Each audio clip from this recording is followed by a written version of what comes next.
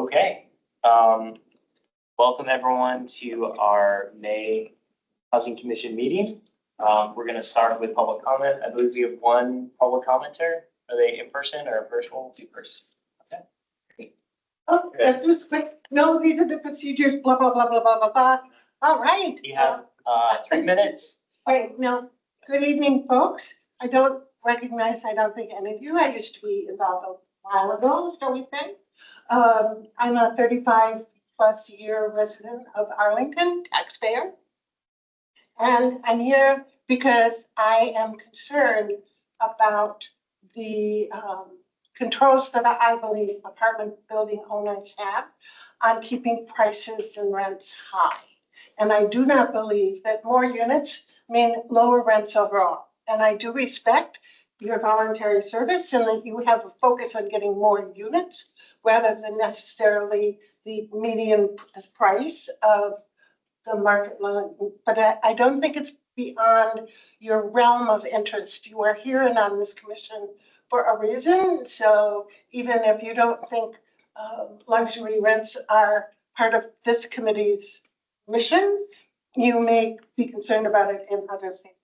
So 4 years ago, for 6 months, I went to this committee 4 times, Planning Commission, Aging Commission, every one of them, because builders, apartment buildings, were shifting and going to the board on minor site plans to shift units that were supposed to be apartments to short-term hotel rentals.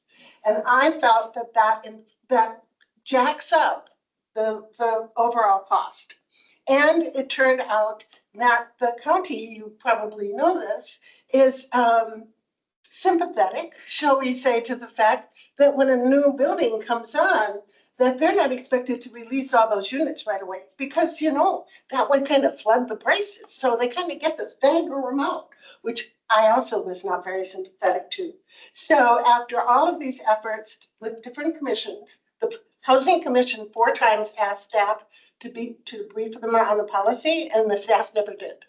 So when it finally went to the board with Dittmar's request for another 75, the board pledged that it would instruct staff to do a study and to come back with recommendations about how to monitor this conversion of apartments to hotels. So, and come back to the Planning Commission, Housing Commission, Aging Commission. And I never saw anything that happened. So fast forward to February, when some people I knew insisted that more units meant lower rents. I went back to the board and I said at public comment, and I said, so what'd you do? Basically, I said, what did you do? This is what you pledged to do. There are 3 new ones because Ms. Coffey, Ms. Cunningham weren't on the board then, and JD was on the board for like a month. So I said, so what happened? What's the policy? What did you all do? And the manager looked at me like I came from Mars. Matt looked at me like I came from Mars. And Ms. Cunningham and Ms. Coffey said, oh, we've heard about them doing it.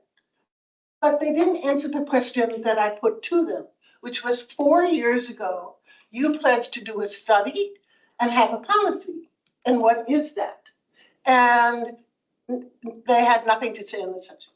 So one could conclude that nothing happened.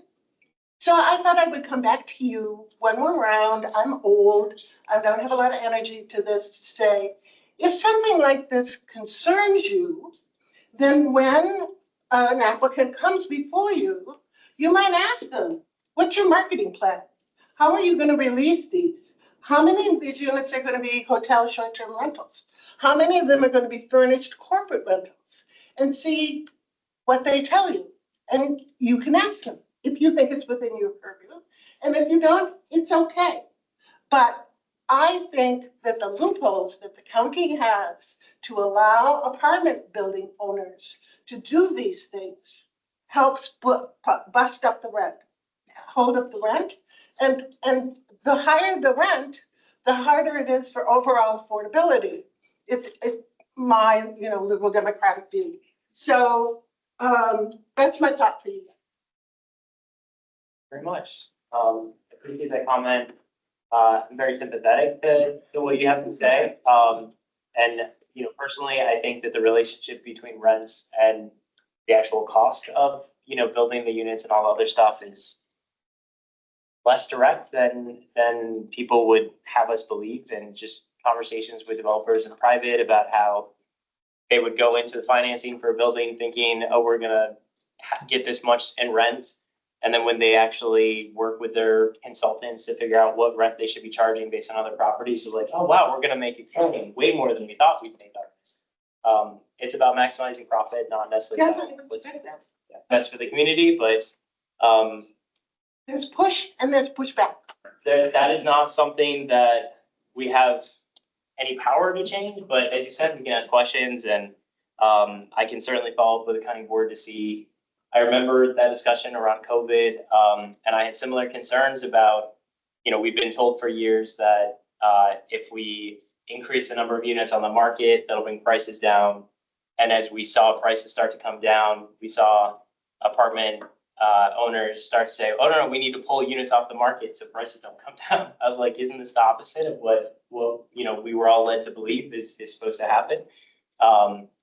And I think at the time, the board and staff said, we don't believe that any of these conversions will impact prices overall, and they're kind of isolated circumstances. But I get your point, and I share similar concerns that you have an industry that is very, very profitable, who wants to maximize those profits, and they have a vested interest in making sure that rents don't come down because they would make less money then.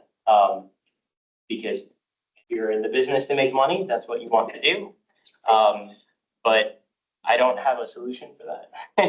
But no, I appreciate your comments, and I can bring it up with our board liaison, Marie, next time I speak with her to see what, if anything, staff and the board did discover from that experience 4 years ago. Right. But And thank you you. can ask them when they come to you with their 8 units of on-site housing, what the marketing plan is to get the other 400 of them. Thank you very much for your feedback. Okay, next item on the agenda, approval of notes. Anyone have any? Yes. I think I'm in reading. Okay, hey, page 3, second full paragraph. Third line, change would to could. See that? And then Alex, I can give these to you.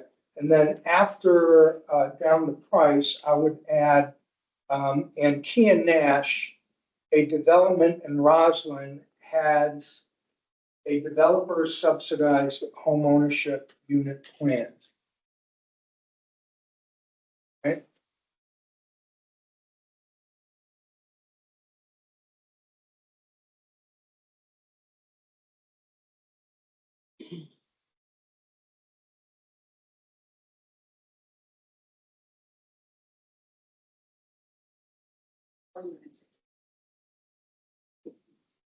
And the developer sub.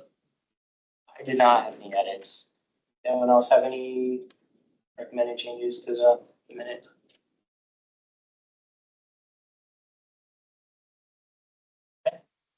Do we have a motion to approve? Second. Thank you. Any objection?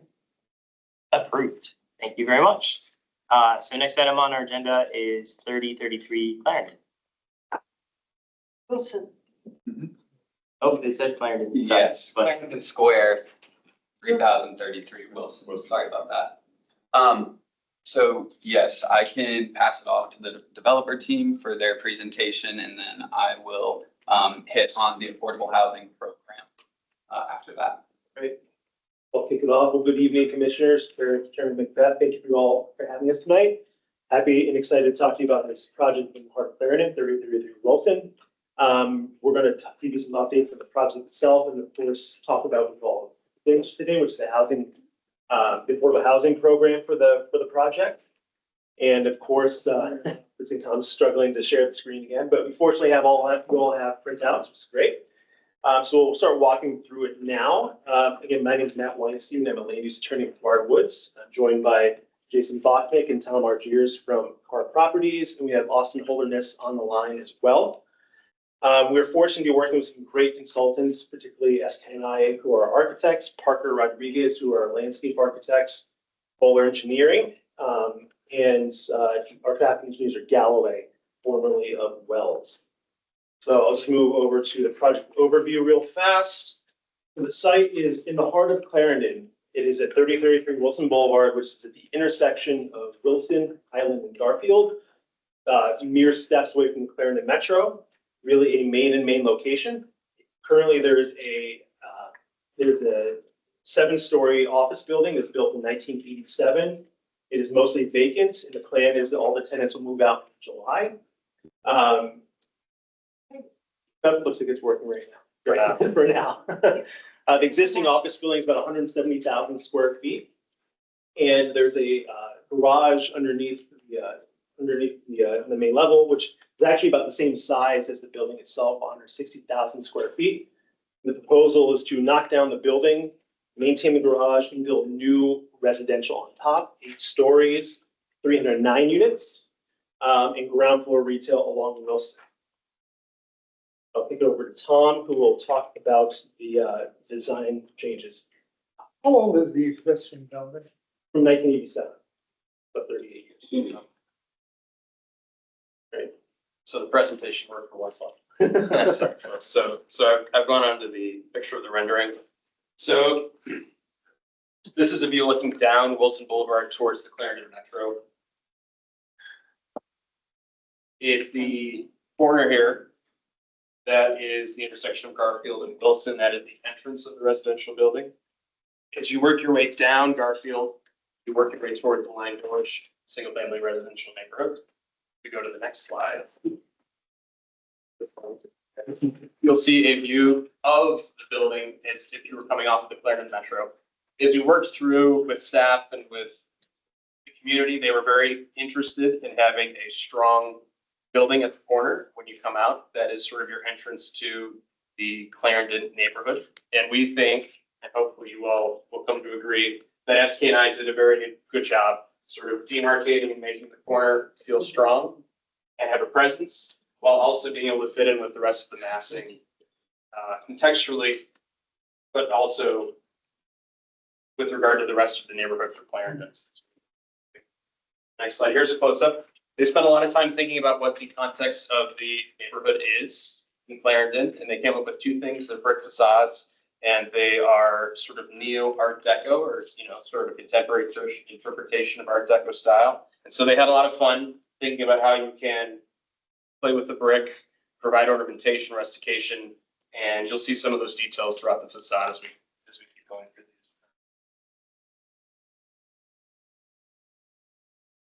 So I'm on the floor plan. As Matt mentioned, the below-grade garage is going to remain.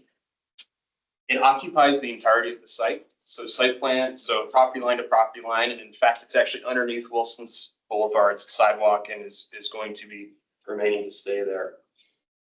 One of the things we've also elected to do is keep the existing elevator shafts where they are. And so that sort of led us to keep the entrance and the main amenity space of the residential building at the corner of Wilson and Garfield. And then as you work your way down Wilson, following the Clarendon Action retail plan, we've got the retailer, which sort of culminates at the corner plaza at the intersection of Highland and Wilson. As you keep turning down towards Highland, you've got the loading dock, and then we've got some residential units, and all the way down to the end is the proposed but also existing entrance to the below grade parking garage. Okay, next page. This is just a close-up view of the residential entrance, corner of Wilson and Garfield.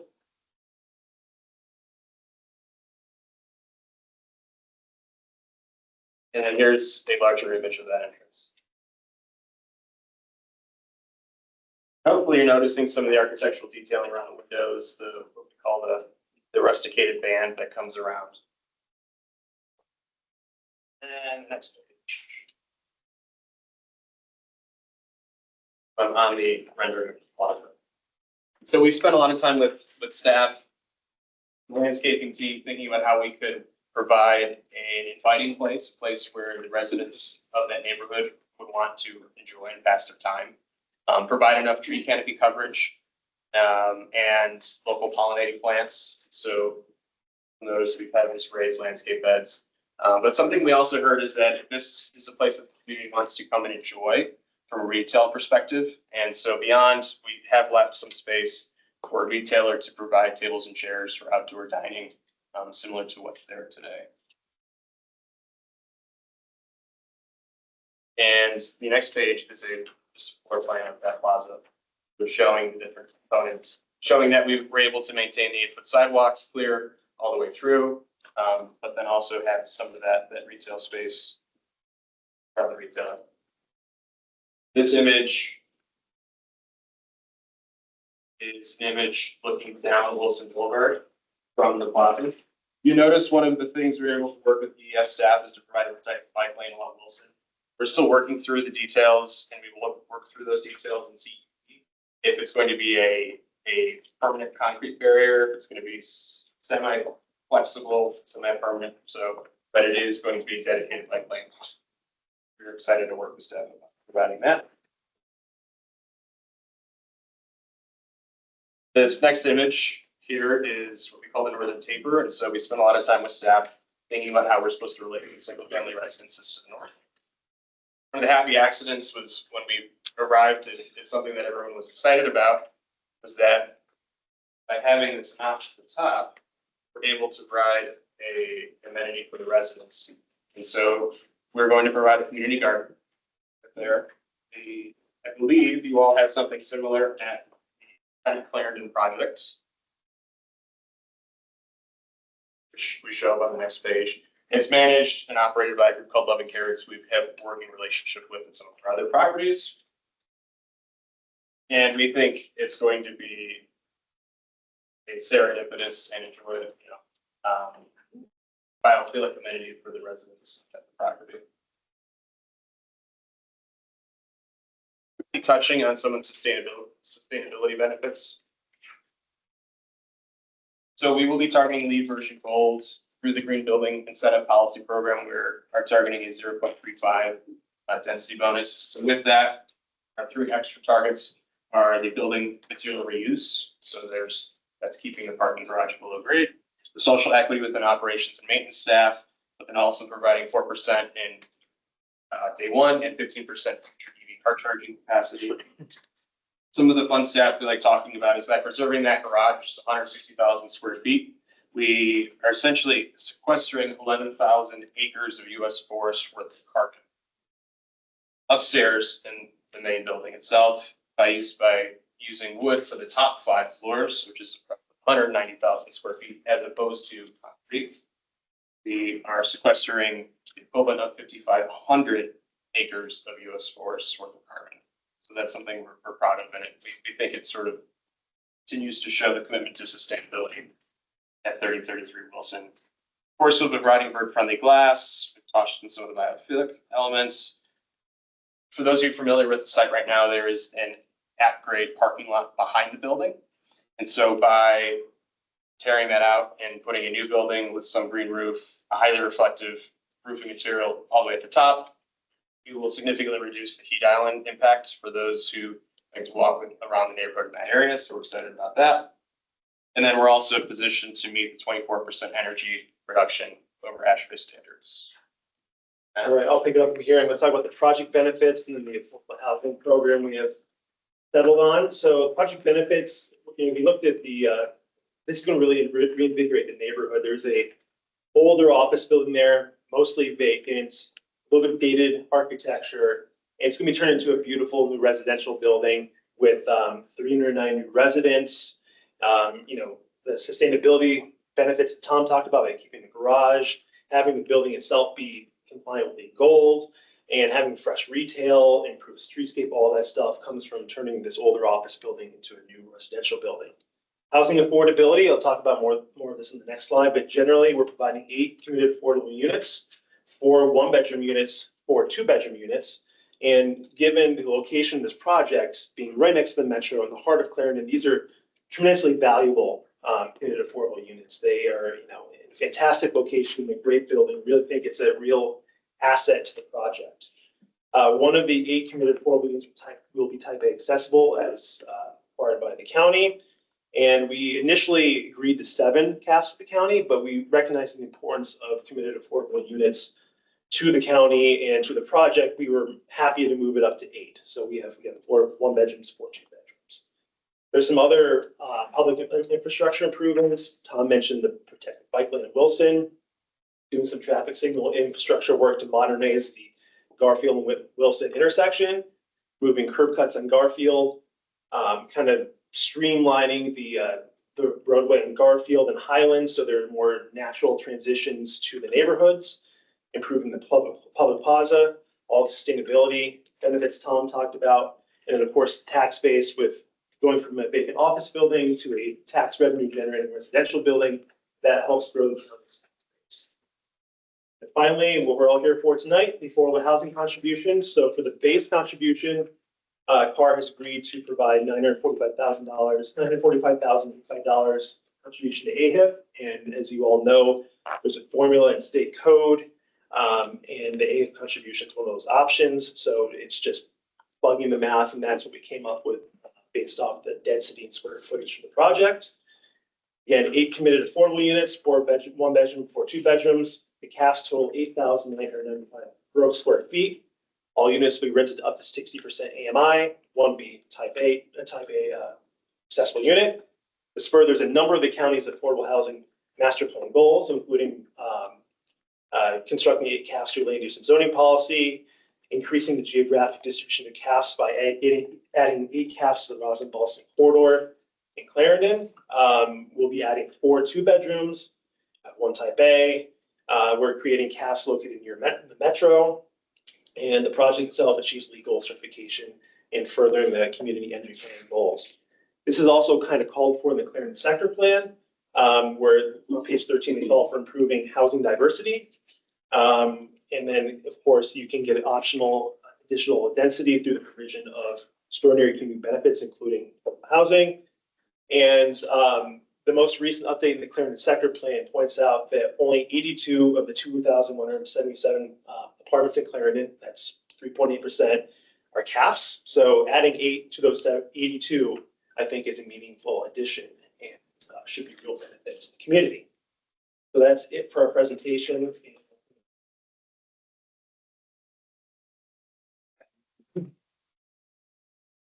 Okay, so I'll just really quickly touch on the affordable housing program. So we know the location of it. They're proposing to demolish existing office, construct a new 8-story mixed-use residential development with 309 units and some ground floor retail. As mentioned, the housing program is a base contribution of $945,000. On top of that, for meet the achieved bonus density, there are 8 on-site CAFs for 1-bedrooms and 4 2-bedrooms, and those will be up to 60% area median income for a minimum of 30 years. So as mentioned in the previous presentation, it does meet many of the affordable housing master plan goals, constructing 8 CAFs through land use and zoning, increasing geographic distribution. There is, Clarendon has the fewest CAFs in the Roslyn-Ballston corridor, so adding more CAFs there. There will be 1 type A accessible CAF, and the CAFs will be located extremely close to transit. The project is also achieving LEED Gold. And then looking at the Clarendon sector plan itself, this is within the Clarendon sector plan area. It does meet the 2 housing goals of a rich mix of uses and improved housing diversity. So looking real quick at the racial equity makeup of the census tract that the site is located in. There is a proportionally larger white and Asian population than the county as a whole. And there are smaller percentages of the Black population and multiracial and combined populations than the county as a whole. There's also a smaller Hispanic and Latino origin populations than there is in the countywide population as a whole. So the proposed 8 on-site CAFs will benefit and enable income eligible families to live in an area of the county that is very transit proximate and contains community amenities. As mentioned, the Clarendon sector plan has the fewest CAFs in the corridor. And so adding CAFs will help low income eligible families there. In terms of who is burdened, the proposed units will be affordable up to 60% AMI and may not be affordable to households with very low incomes and who may not be eligible for housing grants or housing choice vouchers. For this reason, one could say that very low income households are missing from this opportunity. And then we know this information based on the census tract data that we have compared to the rest of the county as a whole. And the county has an opportunity to consider the site plan's proposed affordable housing program in light of the potential benefits impacts. So the staff recommendation is to approve the affordable housing program, which meets the county's affordable housing policies and includes 8 on-site CAFs. And that concludes staff presentation. Public speaker. This is our first public commenter.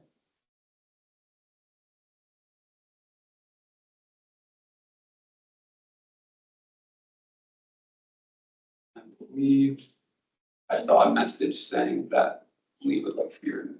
June here. Okay, ready when you are. Okay, we ready? So 25-ish of my 35 years in the RV corridor, it's actually been spent at 2400 Clarendon Boulevard, which is about 5 blocks from this building. And I actually remember it, I'm so much older than everyone here, that when it was a county building, a DHS, and parking was free in the evening. So, but I am not here to represent the fact that our own personal brutalist building does not warrant a new replacement. However, getting to the affordable housing solution, I respect that. I think that if they're meeting their statutory obligations, it is hard for the Housing Commission to not recommend approval. Nonetheless, I would suggest here that you could express some regret that they have not exceeded their statutory obligations. And I would point out that they are saving big bucks by not doing a new underground garage. Usually you listen to developers boo-hoo to you saying, oh, we had to spend $100,000 per parking space or $150,000 or whatever the respectful going rate is. So they're spending far less of that because they're reusing this, and it's basically overparked, but they're reusing it. So they're saving a lot of money. And this is a stick building. And I appreciate that they're saving the environment and trees and carbon, but it's also cheaper to build a stick building. And that's what they're building here. So I'm not saying they're doing it on the cheap. It looks like a nice building. I'm not suggesting that.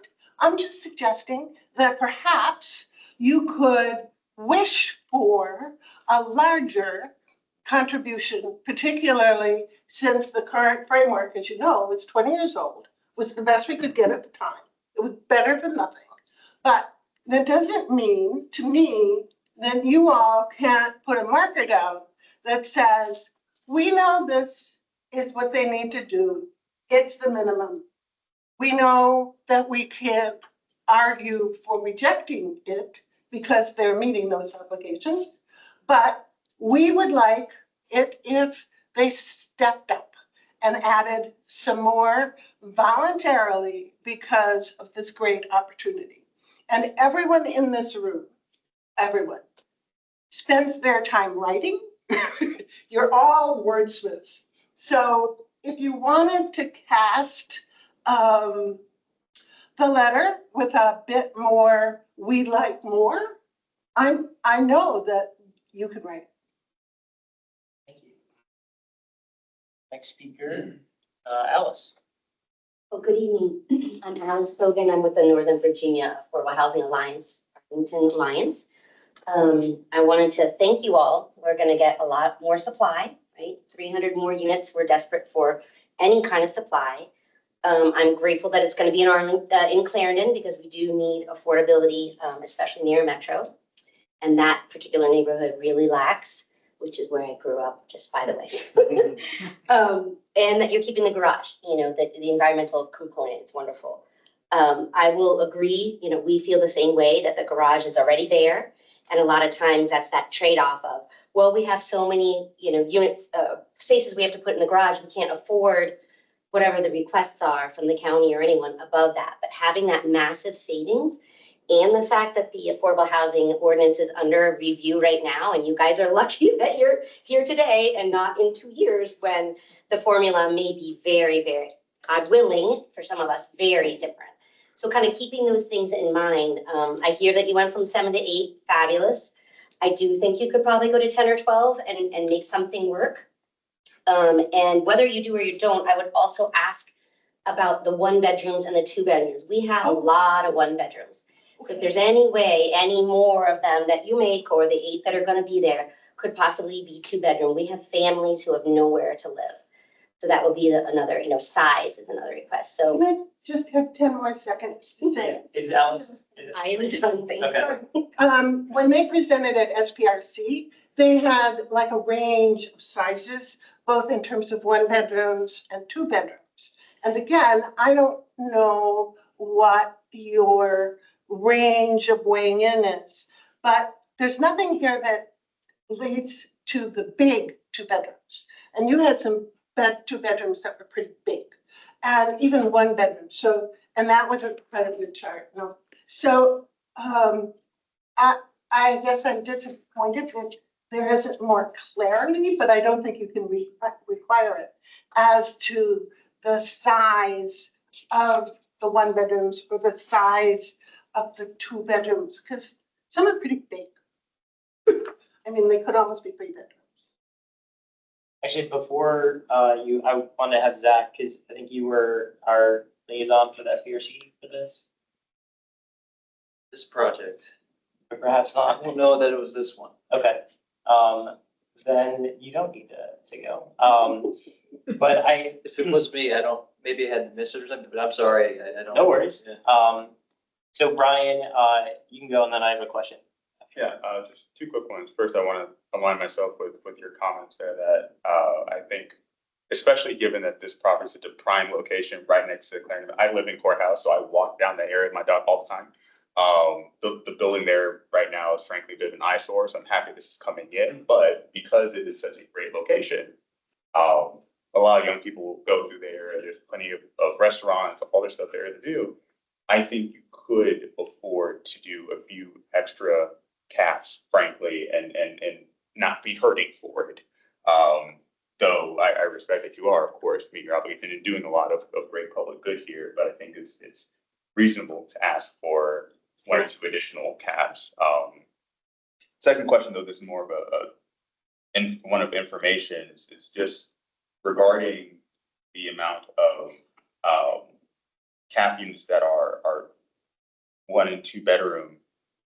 Because I'm not familiar with the schematics of the building, would 3 bedrooms not pencil out, or is it feasible to have a 3 bedroom for 1 of these cap units? Would that work? So this site, we're sort of onto something. So the site, it's actually a narrow site, and you typically like to do, let's see, 35, 35, it's 5. You typically like to do 70 foot plus 70 foot on the other side for the 2 main residential wings. And then depending on how tall the building is, you like to have a 1-to-1 in the courtyard, so you make sure you have enough light inside. So if you do the math on this site, we're basically 15 feet too short. And so what we've done to the best of our ability is go ahead and provide, to answer your question, we think they're actually larger 2 bedrooms. I think you've got the size here. Yeah, so I'll add to that because we actually looked into this. So in general, there are no 3 bedrooms in the entire building, market rate or floor. Yeah. So because the way the floor plates line up. But also we're reserving some of the larger 2 bedrooms for the calves. So those would be like 1,121 square feet. Most will include the den. So these aren't going to be the smaller 2 bedrooms. They're going to be the larger ones with the den. And the way the site plan conditions work, you actually have to spell out the gross square footage that are being committed to calves. And it's 8,995 gross square feet. So that's the framework we have to work within. But the 2 bedrooms are going to be the larger units. I want to finish by saying I do like the project and I think it's going to be a great public benefit, but I would personally feel more comfortable if the applicant was willing to at least seriously consider adding a minimum of 2 additional cabs that are 2 bedrooms, because we know that the highest amount of need is for 3 bedrooms, but then it's going to pencil out. So I think next best thing is to request additional 2 bedrooms. Thank you. So my question is more sort of a process question. And since you guys are here, I figure I'll ask. So we have a lot of these site plans come through. We oftentimes, I think almost never vote them down, but oftentimes we have recommendations, which are 100% of the time ignored. So my question is, if we were to put in a letter or recommend that you all add additional CAF units, what is the process that you all would use to consider the request, if any? Or are you here today because you have to be here? This is set in stone. You're going to the county board a week from now, so there's no time to make changes. If you could help us, because we're looking at this process and trying to say what makes sense.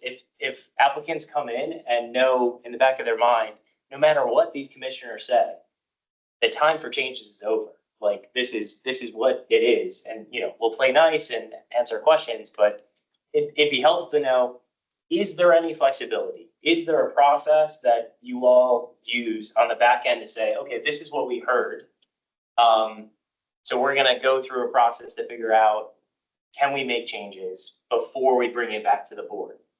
So if you could help shed some light on what that looks like when you guys leave here tonight, so that we have a better understanding of, does it make sense to have applicants come before the Housing Commission a week before the county board and have us make requests of them? It, as historically is the case, it is ignored every single time.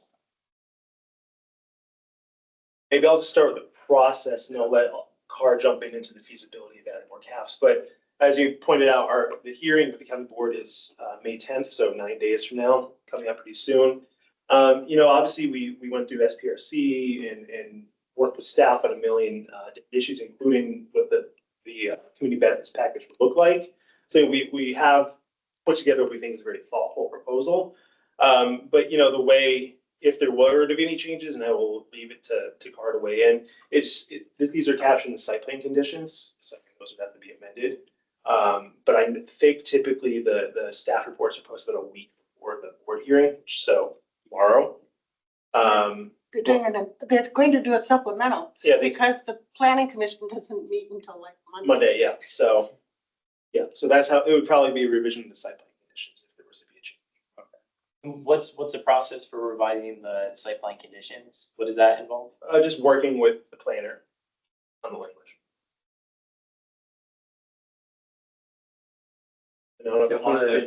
From the applicant standpoint, it's difficult for us to make changes on this type of time frame.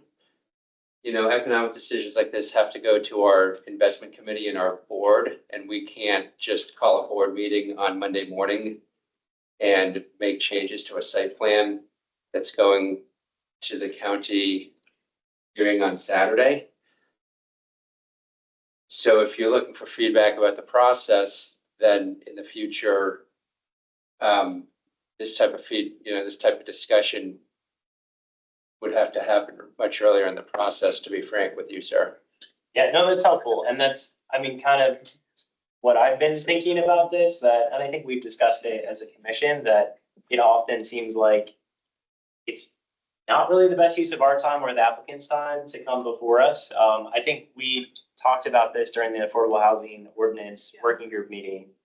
Like, what is the point of this? And what we had heard from like Jay Fassett and other, historic folks who've been involved in this in the past is that we're here to make sure that the proper process was followed, and that, you know, if there's a sector plan or something, that this fits in with it, as opposed to, you know, adding more cap units or making any changes to the design or the layout, which I think is very different from what, when people provide public comment, I think their expectation is this is an opportunity to change something.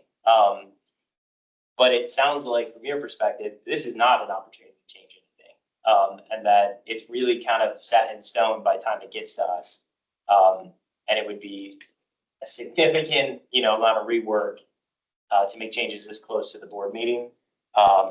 Which I think is helpful because, you know, I would like to make changes to how this process works so that if something is coming before us, it's because we actually have an opportunity to, on behalf of the community, try and advocate for, you know, something good, as opposed to just rubber stamping things that come through because it's too late to change anything.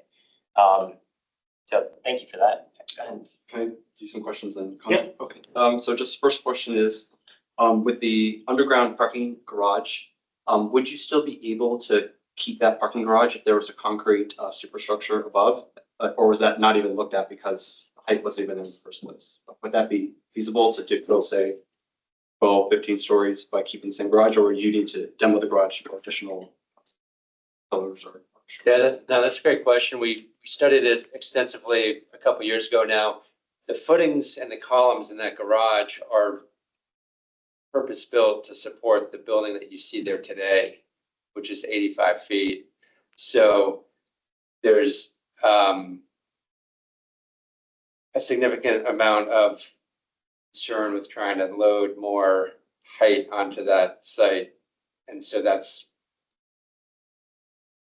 one consideration in answering your question. I think that answers the question. And then just one last question. I've got a couple comments. The question is, how many engagements did you have with the Line Village Civic Association on this? Sure. So we met with them contemporaneously with submitting the preliminary 4.1, which is not required, but we did it. Basically the same week we filed. That's last July. We met with them before the first SPRC. And then obviously they had a representative at SPRC 1, SPRC 2. And then we reached out to them. We made our post SPRC filing, say we're happy to answer the questions. Let us know what you think. And then didn't hear anything. And then reached out to them again right before the commission hearing started last week. And I haven't heard anything since. And so Ray, just a couple comments real quick. Just really great. I think project overall, I think that a lot of this project is really set in stone based on the zoning that's been delivered, right? Based on the general land use plan with, you know, the height and et cetera, you know, it's, you know, so, and I do like the fact that you can keep the garage, and I was looking at the timeline shift, like you'd be able to deliver, I think, starting in 2026-ish, or, you know, so it's like really, really positive that quick timeline, short construction, really less disruption, really great. Next thing is, I think overall, looking at the affordability of the units, you know, the median sales price in Line Village is 2.4 million.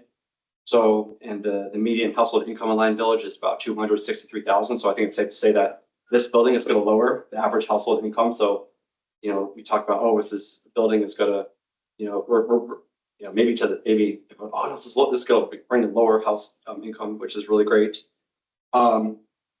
And I think, you know, talking about in terms of the affordable housing and the CAFs, I think the CAFs is appropriate that's being provided here. This is a very expensive site to be putting CAFs, even though, yes, it is the stick-built construction because of the height limitations that were put on in the general land use plan last updated in 2006, back when I was in middle school. So, of course, you know, but it is at least a 5 FAR building, which is roughly half what we see on top of Metro in Roslyn, but still, I guess, better than what the height would perceive that is. So I do like that.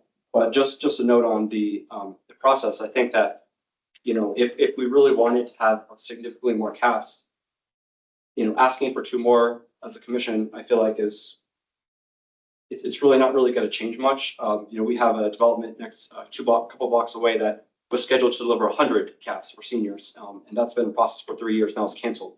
That could have doubled the amount of CAFs. So, you know, to say that we're going to be you know, asking, you know, for 2 more here, like right now it's like we got to get this built, because right now with our shaky market conditions, that is the bigger risk to delivering the CAFs, especially at a site where there's no one living. So the amount of people here that live below AMI, people of color, people that have been excluded from Clarendon, there's no one there. So it's going to be a net positive increase, no displacement, which is really amazing. And I think that the overall conditions to get more CAFs, if we were to say rezone this on the height, FAR levels to be, you know, equivalent to other metro adjacent, I mean, this is not metro adjacent, this is on top of the station. You know, I mean, I don't know based on if you could drill down based on where the station is, but you know, this could be essentially a 20, 30-story building, you know, per se, but it's not. It's still actually part of it's still R1, R5 zoned. And I think that we have to ask ourselves, the commission is like, if we want to really significantly make it impact in the number of CAFs, we could easily do that in the general land use plan stage versus wait till the, I mean, again, this is a week to ask for 2 more. I think it's just like not realistic. You know, this is a plan that's ready to go, private site. And then like that's the way to really drive the CAF. So, you know, from a building perspective, I think it's pretty good. And I think as a process standpoint, I think that I really like the quick timeline from just July to like less than a year. I mean, I think that's a pretty decent amount of time. And, you know, I think that the building is, you know, fairly short. I mean, as I was walking by, there was a tree on Clarendon Boulevard. I was walking by Pacers, you can't even see the building. So it's like, in terms of visual impact, it's like, is it even there? But I do think the plan overall is going to be low disruption, but I think a metro site, you know, that is not really an area we want to have low disruption, like on top. I mean, this is the most highest opportunity areas in our entire county, and that we're limiting to like, you know, 85 feet is I think interesting, but that's my thoughts. So thank you. And thanks. Jason, other comments, questions?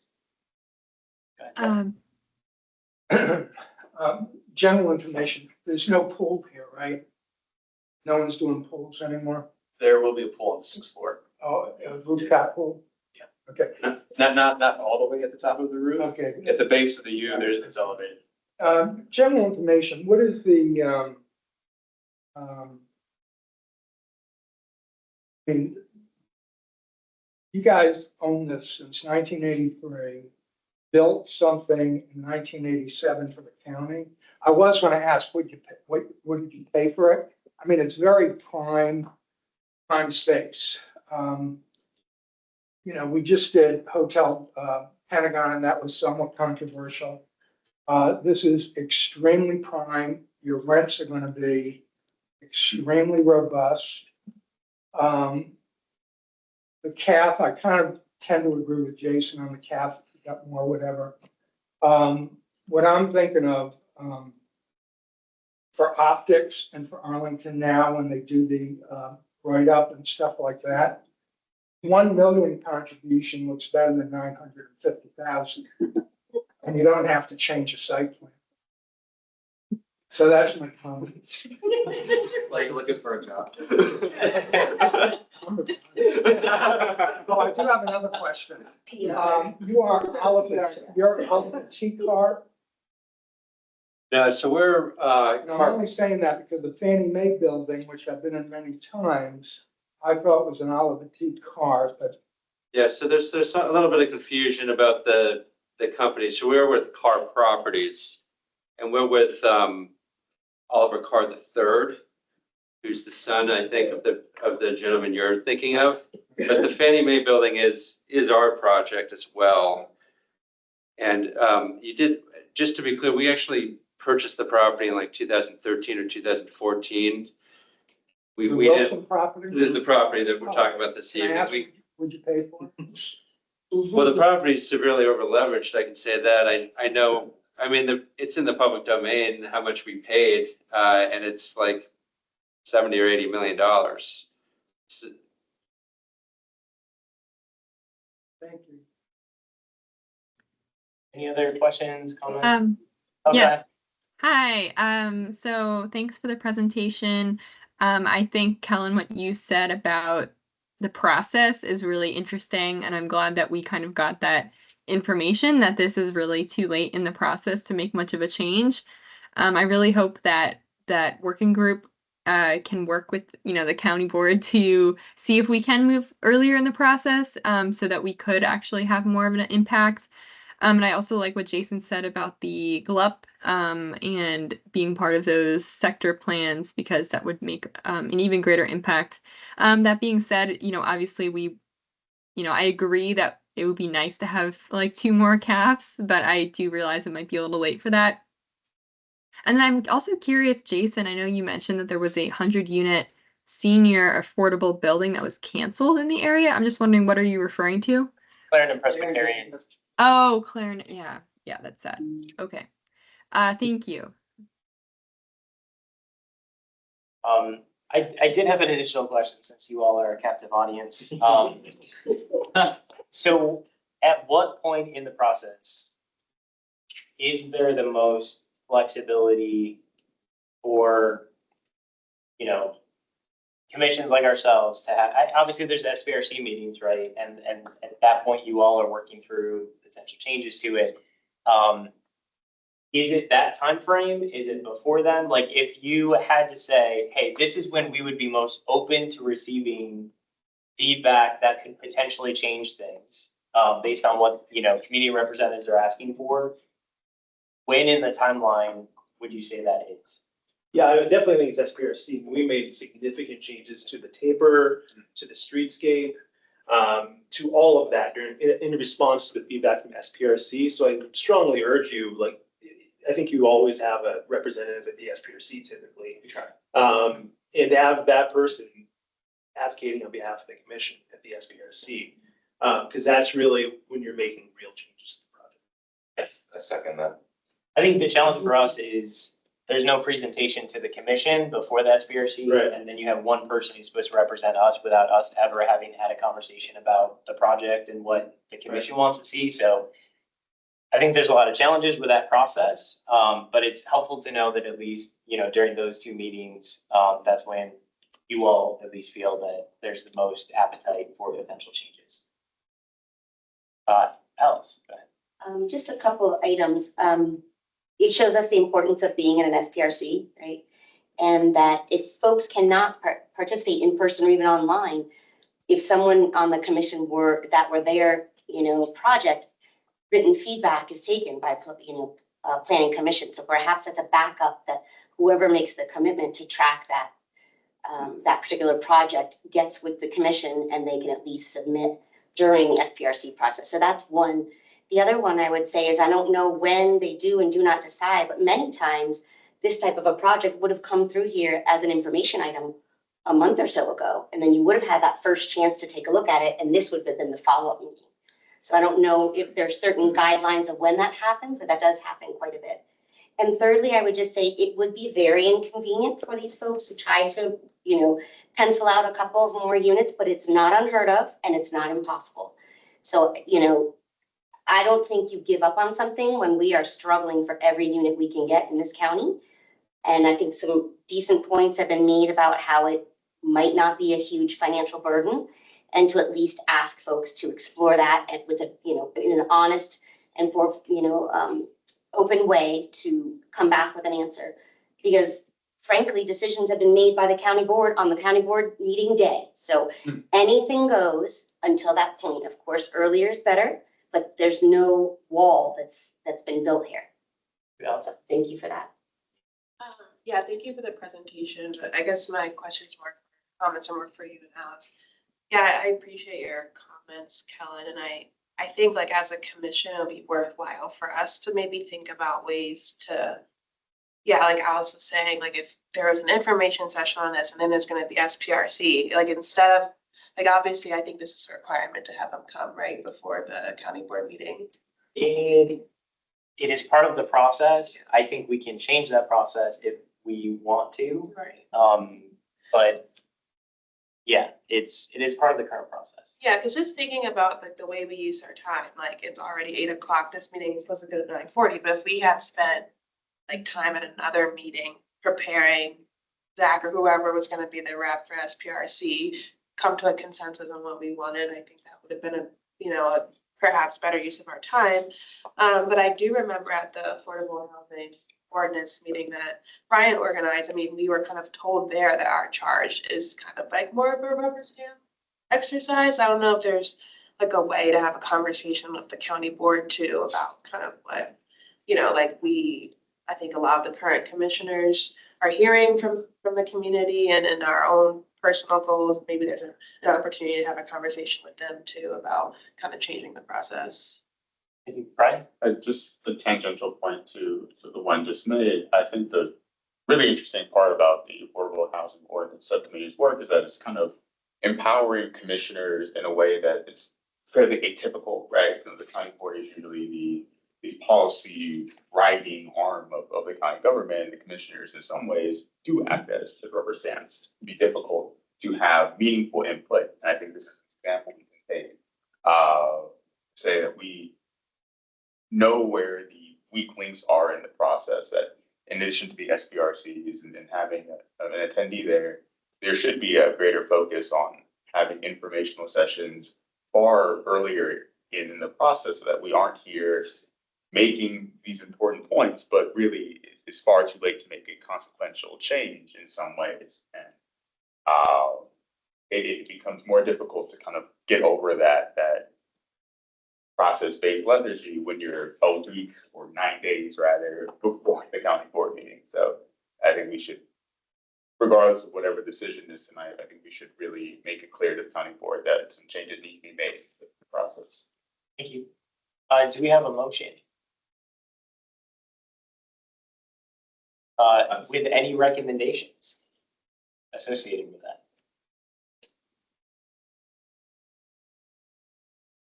Joe, I make a motion, we approve it and suggest a $1 million contribution to the housing fund. second, okay. Any discussion about that or any other changes? Do we want to increase the caps request as well, Brian? Yes, I'd like to request an additional 2 half units, each of being 2 bedrooms. Joe, would you like to amend your motion to also add 2 additional caps? Sure. I'm sorry, Joe, could you repeat what is the $1 million contribution for? I couldn't hear. Instead of the 945. The AHIP contribution. They have a 950,000. I like round numbers. So you're just increasing it by 50,000? Okay, okay, thank you. Okay, Joe, you agree to amend, are you seconding that amendment, Jason? or- I'll second it. Okay, you'll second it, okay. Any other discussion? Okay, let's It was do, a quick discussion. I just wanted to say, so yep. I mean, I'll vote yes on this, but I do think that, these sort of, I think the closer and closer you get towards the end of the process to approval, ideally you should have less and less changes. And I think it seems like regardless, if you make it consistent, okay, we want more caps, we want more this, we want more this, we should be putting those requirements up front so that who's ever coming in, okay, we know this is versus saying, oh, we're gonna go through the process, we did all these community meetings, we did this, we're ready to go, we've got it, we've agreed, we met with the county, we met with this, and all of a sudden the commission's all of a sudden just, wait, you want to add, 2 bedroom caps, we're asking them to add a lot of money. It's like, I don't know the financials enough to say what's profitable, what's not, but it's like, when you go down the line, anyone else has said, okay, this is taking a site that has no housing to all this housing with all these community benefits. And it's like the next person that's going to want to do the same thing is be like, oh, now we have to account for this at the end. So we got to bank some things. And then it just becomes like, we want everything to be like documented. That's what we're doing with the Affordable Housing Ordinance. So we can put this up front. So we can say, okay, we know we're going to get this, so it's like every time we're like, okay, after work house, like, that's fine. But like, just as a note, it's like, we make last minute changes and it just adds risk. It adds, and people with money, investors, they're like, oh, we don't want to go on to too much risk. The projects can be voted down last minute or this or that. We want to give it certainty, and if we want some of this community, we need to be asking for it up front. So I'll vote yes, but just. I think we want to. That's what the conversation I think that Kellen started, is that we do want to do this earlier. But I think Alice made a good point that doesn't hurt. I mean, obviously you have a different view, but if the Doesn't commission, hurt to it doesn't hurt to ask. If that's something the commission was asked for. Yeah, and people keep on saying, no votes. I was criticized for not voting against the Pentagon thing. So I will vote yes with these conditions. If not, I was going to vote no. I will say too, I mean, as we heard from our magnanimous, applicant and developers, that if they want to call an emergency board meeting to consider, upping the AHIP contribution amount or, CAF units they can, that's up to them. They can take their recommendations and decide what they want to do with them, if anything. All we can do is ask, but I completely agree that I think the process needs to change. So that instead of a week before the board meeting, making a bunch of asks, we can make our preferences and what we think is best for the community known well before that, so they can really, truly consider that throughout the process. Brian, you do anything you want to add or? No. Okay. So let's start with the vote. I don't have my list of, oh, yeah. Okay. Commissioner Macbeth, I vote yes. Commissioner Surface, Yes. Commissioner Wing, Yes. Commissioner Linnick, Yes. Commissioner Ventrone, Yes, Commissioner Schwartz, Yes. Commissioner McGilvray, Yes. Commissioner Blake, Yes. Commissioner Montgomery, Yes. Commissioner Coleman. Aye. Commissioner Ross, Yes. and I don't think Commissioner Fierro is here, right? Okay. And it passes. Thank you. And thank you so much for your time and appreciate the candid and helpful conversation. And I encourage you in the future, if there's any changes to the process that you think would be helpful, please let us know. Happy to meet and discuss that as we're actively working to make sure that we're making the most out of your time and our time to really add value to the community. So thank you. Thank you. Thank you. Okay, next item on the agenda is the Goodwill Home and AHIP allocations. And I will say, this can probably be brief, as much as we can, since we've already shown our support for this project. It seems like so many times. Yeah, so we don't have to go into a super long narrative about all the different aspects of this. And certainly people have questions, they want to dig into something more specifically, that's great. But I think, as I said, we've already approved this, it feels like many times. And I know this is slightly different, but yeah. You want to provide that general guidance. You beat me to my punchline. I was gonna say my intent here is not to repeat the same thing that happened last time when you said, we get it, we know this project. And I appreciate that. So, but today I'm joined by Powerhouse's here, CEO of Goodwill of Greater Washington, Catherine Malloy, and CEO of Affordable Homes and Communities, Paul Bernard. So thank you all for viewing our project again. We are here, now I'm having trouble with advancing the slides. It just takes a minute. You don't have full color printout? I do. Well, that may hurt your chance of being. David, So maybe I'll try. just, I guess it's just not the, Not in presentation slide. mode, might be easier. So I can't help myself but repeating just how exciting we are this project, that it's the mixed use harmonies of housing plus retail that serves the people who will be living in the housing, plus childcare that serve the people that are working in the retail and donation center, as well as the people who are living in the housing, all in one place. So thank you for humoring me on that. We are excited about that. I want to just dive right into affordability mix. Here, you've seen this before, but there is one change since last time we saw. We have since we last met in March, we have since won awards from Virginia DHCD for National Housing Trust Fund and Virginia Housing Trust Fund.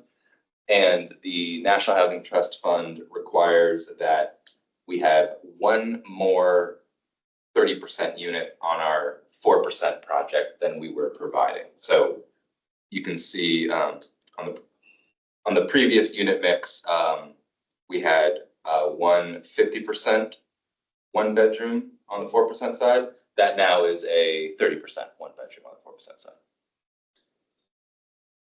And Alex will go into it in a minute, but we're here for home and AHIF allocation. And so wanted to give you all a snapshot of our capital stacks as they are here. We've with these approvals, we will have the entire capital stack all pieced together, which is exciting, going into applications next to the first trust lender, which we're anticipating will be Freddie Mac on this one. So I'll leave this up for a second, and we have. The tax credit equity, is that LIHTC or is that? It is LIHTC. Our investor will also be investing in solar tax credit equity. And then on the 4% side, we will have a LIHTC investor who's also investing in solar, and we'll have a separate investor for this Virginia state tax credits. The Hot seat. housing opportunity, yeah, okay. Yeah, housing opportunity tax credit. Oh, right there, okay. Yeah. So in Virginia, that is only tied to 4% tax credits that you're not allowed to get them on 9% side.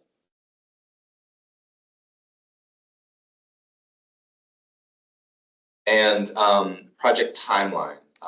So we are cruising along. We have a mid-August target for our closing. So that is really what we're herding all the cats and getting everyone prepped and ready.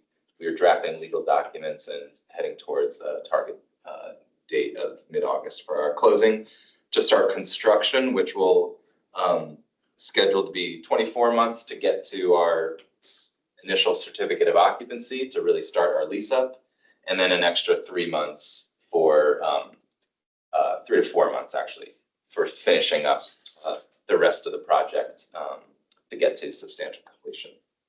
So operations and lease up begin fourth quarter 2027. Finish complete construction with landscaping and all that, most likely Q1 of 2028. And I hope I've kept it short and sweet there. Thanks, and I'll take over real quick.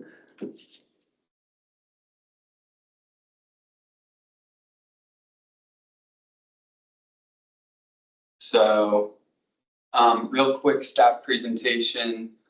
So ASU is requesting 13.6 million in AHIF and home to assist with the development of project, 128 caps between 30 and 60% AMI.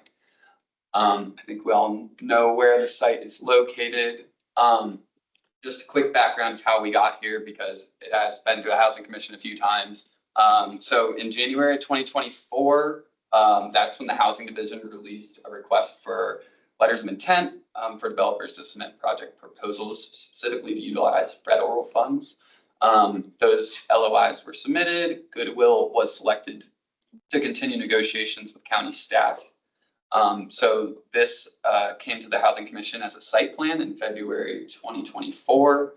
So site plan approval, rezoning, and then the revitalization resolution, which helped with the tax credit application.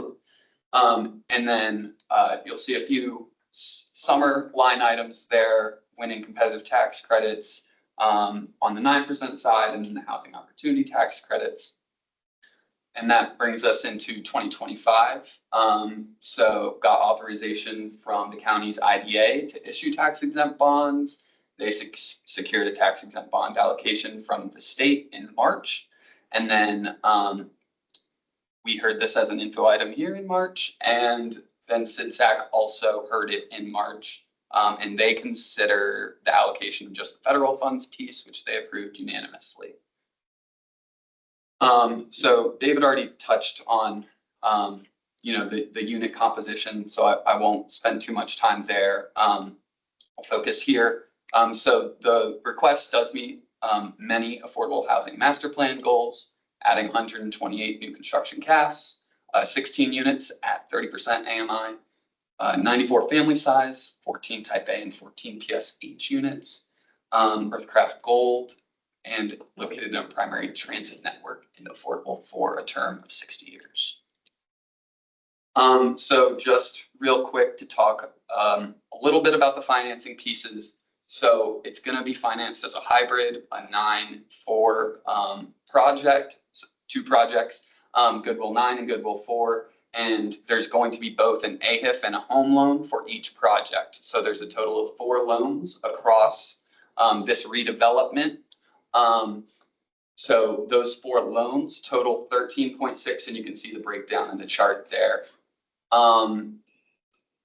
Yes, and the total average is about 107,000 per unit in county funding. And each county loan will have an interest rate of 0.5. The AHIP has an interest rate? Yes, yeah. AHIF has historically had interest rates that are significantly below market rate loans, but there is still a little bit of interest. Those go back in as residual receipt cash flow loans back into the project. So you can see here a little bit more about what's involved in the capital stack, but David already touched on that. And then real quick on the sources and uses, again, already touched on the addition of Virginia Housing Trust Fund and National Housing Trust Fund is new. And then there's the 4% side. And we already spoke to the HOTC tax credit equity, which is only on 4% side. So looking at the timeline, May 1st, we're here tonight, considering the AHIF and home allocation. May 10th, that's the county board meeting that's been referenced this evening. And that will be consideration of the AHIF loans, the home loan, and home loan documents. So we're not bringing the documents to the Housing Commission. That's not something that we do. But what we are looking to do is have an early ground lease closing to get the home funds out. So looking to do that in as soon as possible, really. And then David mentioned August 2025 financial closing and begin construction with a construction completion in winter of 27-28. Okay, so that is the presentation for staff. Do we have any public comment? And there's only Alice for public comment. Again, Navajo, Arlington. Well, first and foremost, of course, this community and so many of our partners are very, very delighted with this project. So creative, it meets so many community needs at one time. So obviously commending, almost 130 new units, some very low AMIs, which is wonderful. Quite a few at 30%. It's remarkable. Obviously, gold is wonderful for our environment. That in that spot, childcare, incredible. And some of it, I don't know if they've worked out the details, but some of that will be affordable slots, not just childcare, but childcare for folks with lower incomes. So that desperate need in the community. And family size units, far and away the majority of these units will be 2s and 3s. So really just hitting on so many of the things that are such a need in our community. So we just commend you for all of those items. And even the AHIF ask with 107,000 per unit. That's not a lot. When we talk about leverage that happens with AHIF towards the results of the building, it's an incredible leverage. So all of that is very wonderful. And the only question that I did have was the affordability period is at 60 years. So I just wondered if we could hear a little bit more about that. Yeah, thank you for the praises there. We agree as well.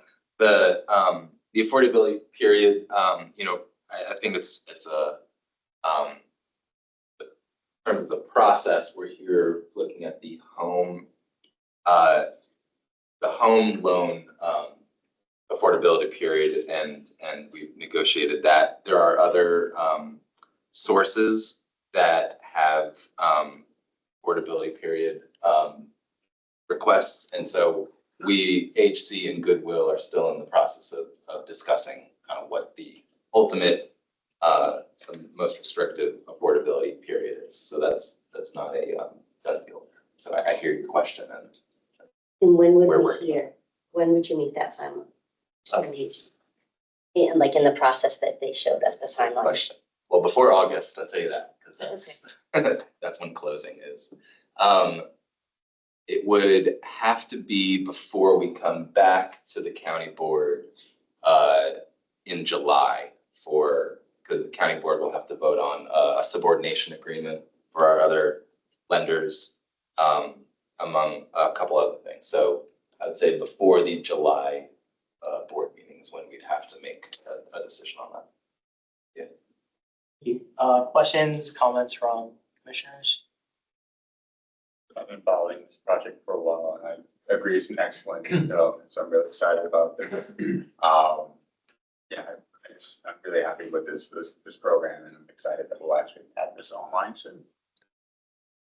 Right? Yeah, I agree. It's a great project. Looking forward to it. Go ahead, Chase. Yeah, same thing. It's a great project. I love the adaptive mixed use, and just to comment on the leverage, I think it's great that, leveraging this 100K AHIF to leveraging to 100, per unit is really great, and get the 60 years. I think one thing I heard, and I just want to share from the Affordable Housing Ordinance Review meeting was about, there was, I think pretty much near unanimous from the panelists about leveraging AHIF, we get more units than we do on site. And it's not to say that, we're in, a deficit, and I feel like there's an underlying tension between, do we want to provide someone with on top of Metro with this really beautiful, brand new 2 or perhaps 3-bedroom unit at whatever cost versus leveraging for a project like this or offsite elsewhere. And I think that it's important that, when we're in deficit, it's like, do I have one family that gets to live in a really beautiful 2-bedroom, like on top of Metro, or do we have, not to say that this project is like, it's obviously not on top of Metro, but any other place, with maybe slightly less ideal location, I tend to go with, like, let's leverage that as much as we can. I love how this project is leveraging not only the funds, but actual site itself use and making the best of it, which is, I think, which is what we've got to dig down deep to leverage everything possible, every site. So I really like that. I make just to be fully accurate, the AHIF dollar per unit investment is actually closer to 60,000 a unit. Yeah, that's combined, both home Oh, okay, and okay, AF put together. okay. So Correction. even more to Yes. both of your points. Thanks. Good. Any other questions, comments?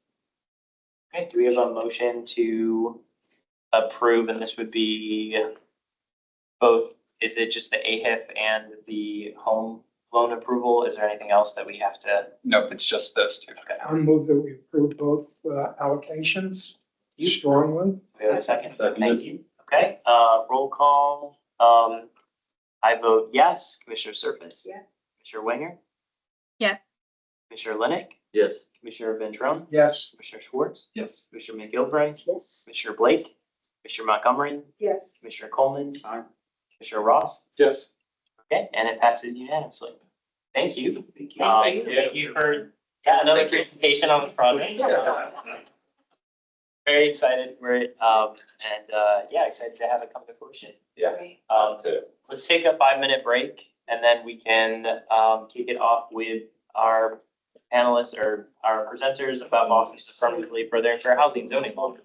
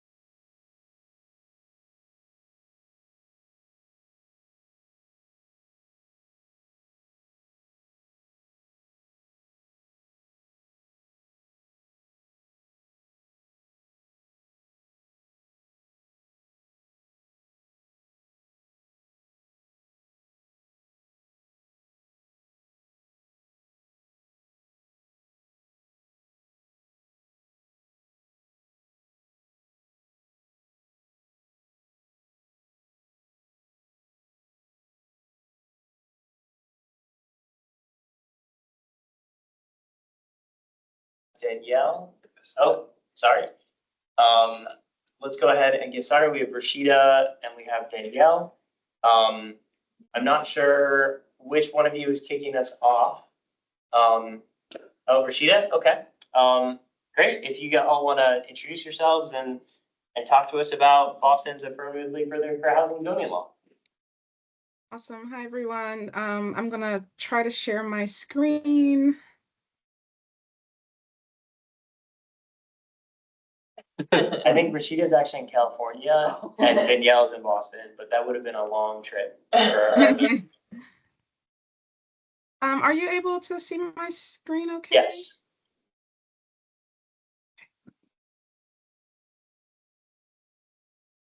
Yes, I am based in Los Angeles, but I'm from Philadelphia, so I am of the East Coast. So hi, everybody. My name is Rashida Phillips. I am Director of Housing at PolicyLink. If you're not familiar with PolicyLink, we're a national organization that serves the 100 million who are at or below the poverty line. We work nationally, but we're based in California, so we also have a California focus, but the housing work which I direct is broadly focused nationally, and we support state and local folks who are working to advance housing in a number of different contexts. So I'm going to talk a little bit about AFFH and just what it is and what some opportunities are before I pass it on to Danielle, who will talk more specifically about Boston's AFFH rule. But just for those who don't know, just to give a refresher of what AFFH is, AFFH stands for Affirmatively Furthering Fair Housing. It is based on a 2015 rule that came out under the Obama administration, which required certain housing authorities, cities, counties, and states to utilize a public planning process in order to assess how they plan to target federal resources in a manner that meaningfully addressed chronic, persistent disparities in housing choice and access to opportunity. And the AFFH is actually a provision of the 1968 Fair Housing Act. And so it's actually embedded in there, but was never defined until the 2015 rule. And more specifically, that 2015 rule meant that localities had to take steps to proactively address significant disparities in access to community assets, resources, et cetera, by identifying the root causes that contribute to inequity, as well as develop goals and strategies to help overcome them. And so that AFFH rule told jurisdictions that they have to do more than simply not discriminate, right? And so through that encouraged a host of activities such as data-driven and historical analysis of impediments to opportunity, factors that contribute to areas of what was called racially concentrated poverty, high unemployment, health disparities, things like school performance, transportation access, et cetera, all towards promoting regional and cross-sector collaboration as well. And so that 2015 rule really provided an opportunity to help change the trajectory of what a lot of communities were seeing in terms of growing poverty, growing inequality. And it was also really innovative for HUD in that it helped HUD grantees, particularly those who were public housing agencies, Indian housing authorities, those who receive community development block grants, helping them to weave together cross-sector approaches. And so, again, involving school districts, transit agencies, housing authorities, economic development agencies, all of that towards supporting the transformation of concentrated poverty, helping to transform those into thriving communities that not only have access to affordable housing, but also high-performing schools, clean air, reliable transportation, right? All of the things that you need in order to have thriving communities. And so that rule also equipped grantees with resources in the form of guidance, a data and mapping tool, and technical assistance, et cetera. And so why was this rule needed? Why do we need AFFH policies? Why was it necessary to sort of define that provision in our Fair Housing Act? And it's because, as we know, right, that where you live is going to determine your access to jobs, to quality education, to transit, to healthcare, to social services, healthy food, clean air, just to name a few things, right? And so The AFFH rule was really necessary because the neighborhoods that we live in are quite often neighborhoods whose current disparities can be traced back to discriminatory laws and practices of the past. And so I'm going to just show one well-documented example of how that happens and what that looks like. And this is Baltimore. So, right,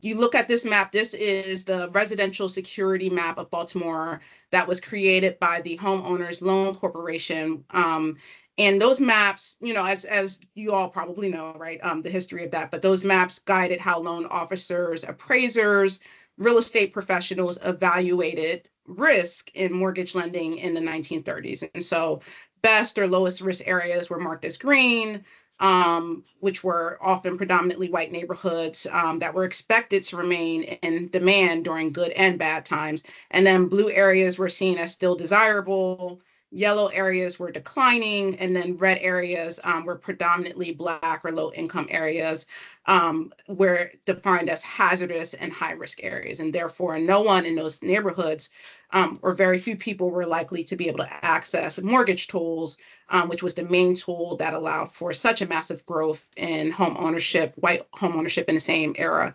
And so even though redlining is illegal and things like racially restrictive covenants are rarely enforced, we see these predatory practices, predatory lending, continued disinvestment, discriminatory zoning, all of these things continue to segregate our communities across the country. And so again, the map on the left is the Baltimore redlining map. And then I juxtapose the map on the right, a city-owned vacant land in Baltimore. And so the darker pink areas have the highest number of vacant parcels, and then previously redlined areas virtually overlap with areas of high amounts of vacant land. And of course, there's some mismatches. It's not like a one for one, especially like the ones near the waterfront, but that is often due to a wave of investment and subsequent gentrification. Another example, right? So again, on the map on the left is the Baltimore redlining map, the same one.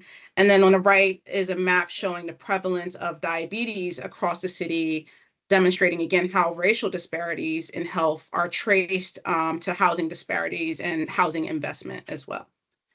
And then the last one I'll show is, again, we have the redlining map on the left, and then on the right is a map of unemployment for Baltimore residents age 16 through 64. Darker blue areas have higher rates of unemployment, and then previously redlined areas overlap with many of them. And so hopefully you can see through, again, this sort of that clearer relationship between fair housing and other indicators of opportunity, health, stability, et cetera. And so the AFFH rule really is about knocking down those unequal barriers to these opportunities and ensuring that jurisdictions are actively working to repair the harms that continue to exist in disinvested communities. And so we saw a lot of really great outcomes from that federal rule before it got rolled back in 2018. And I'm not going to go through the long and storied history of its regulatory rollbacks, but suffice to say that in its current state, it has been significantly weakened from the 2015 rule. But there were a lot of really great outcomes that came from that 2015 rule. And so I'll just share two quick examples. In 2017, City of Philadelphia, when I was based there, we really leveraged the 2015 AFFH rule. Philadelphia was required to conduct what was called an assessment of fair housing under that rule. And that process helped to engage a lot of community members, including tenants and grassroots organizers and advocates like myself. And due to the advocacy and organizing work, the assessment of fair housing resulted in the city establishing significant goals, some of which are up here, but some of them are increasing representation for low-income tenants in eviction court. And then in 2019, we saw from that Philadelphia City Council voted unanimously to pass a renters' right to counsel, guaranteeing all low-income renters access to an attorney to fight their eviction. And so as a person who was part of this campaign, helped to lead it, I can say that, right, like the assessment of fair housing wasn't the thing that created the right to counsel, but it significantly helped to advance it by building buy-in, building data, really the city prioritizing it as part of its assessment of fair housing, and that linkage between right to counsel, evictions, and fair housing came out really strongly through this assessment of fair housing.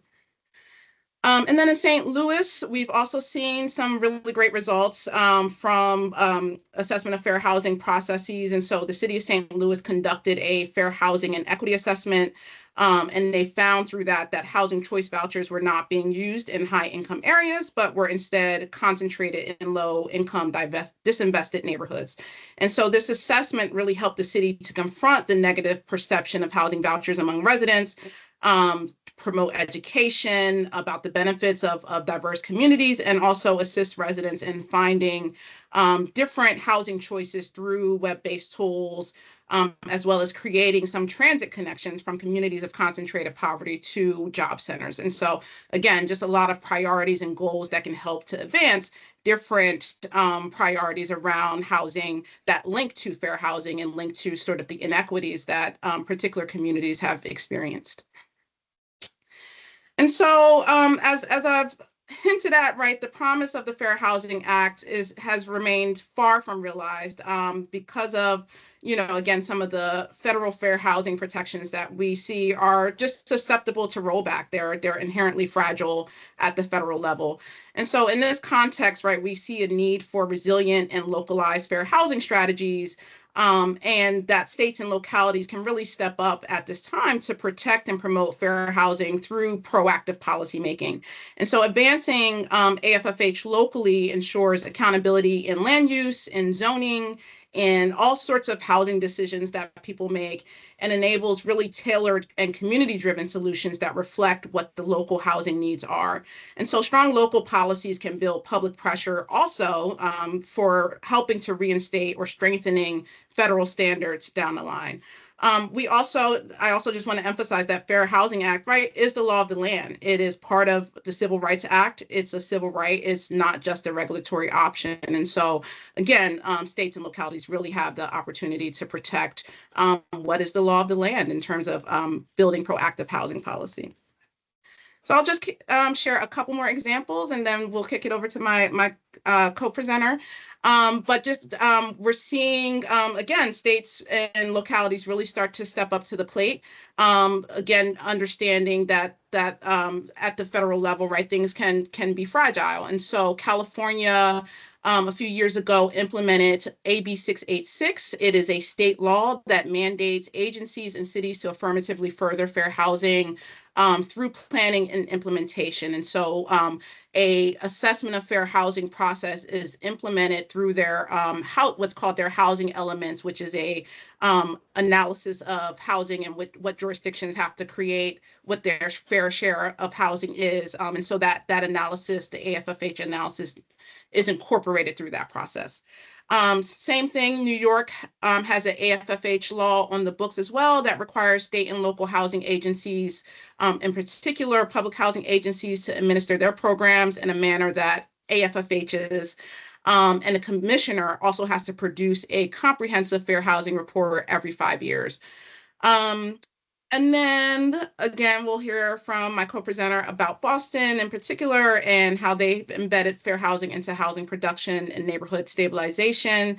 And then Louisville has also implemented a displacement impact assessment requirement for all major housing and land use decisions.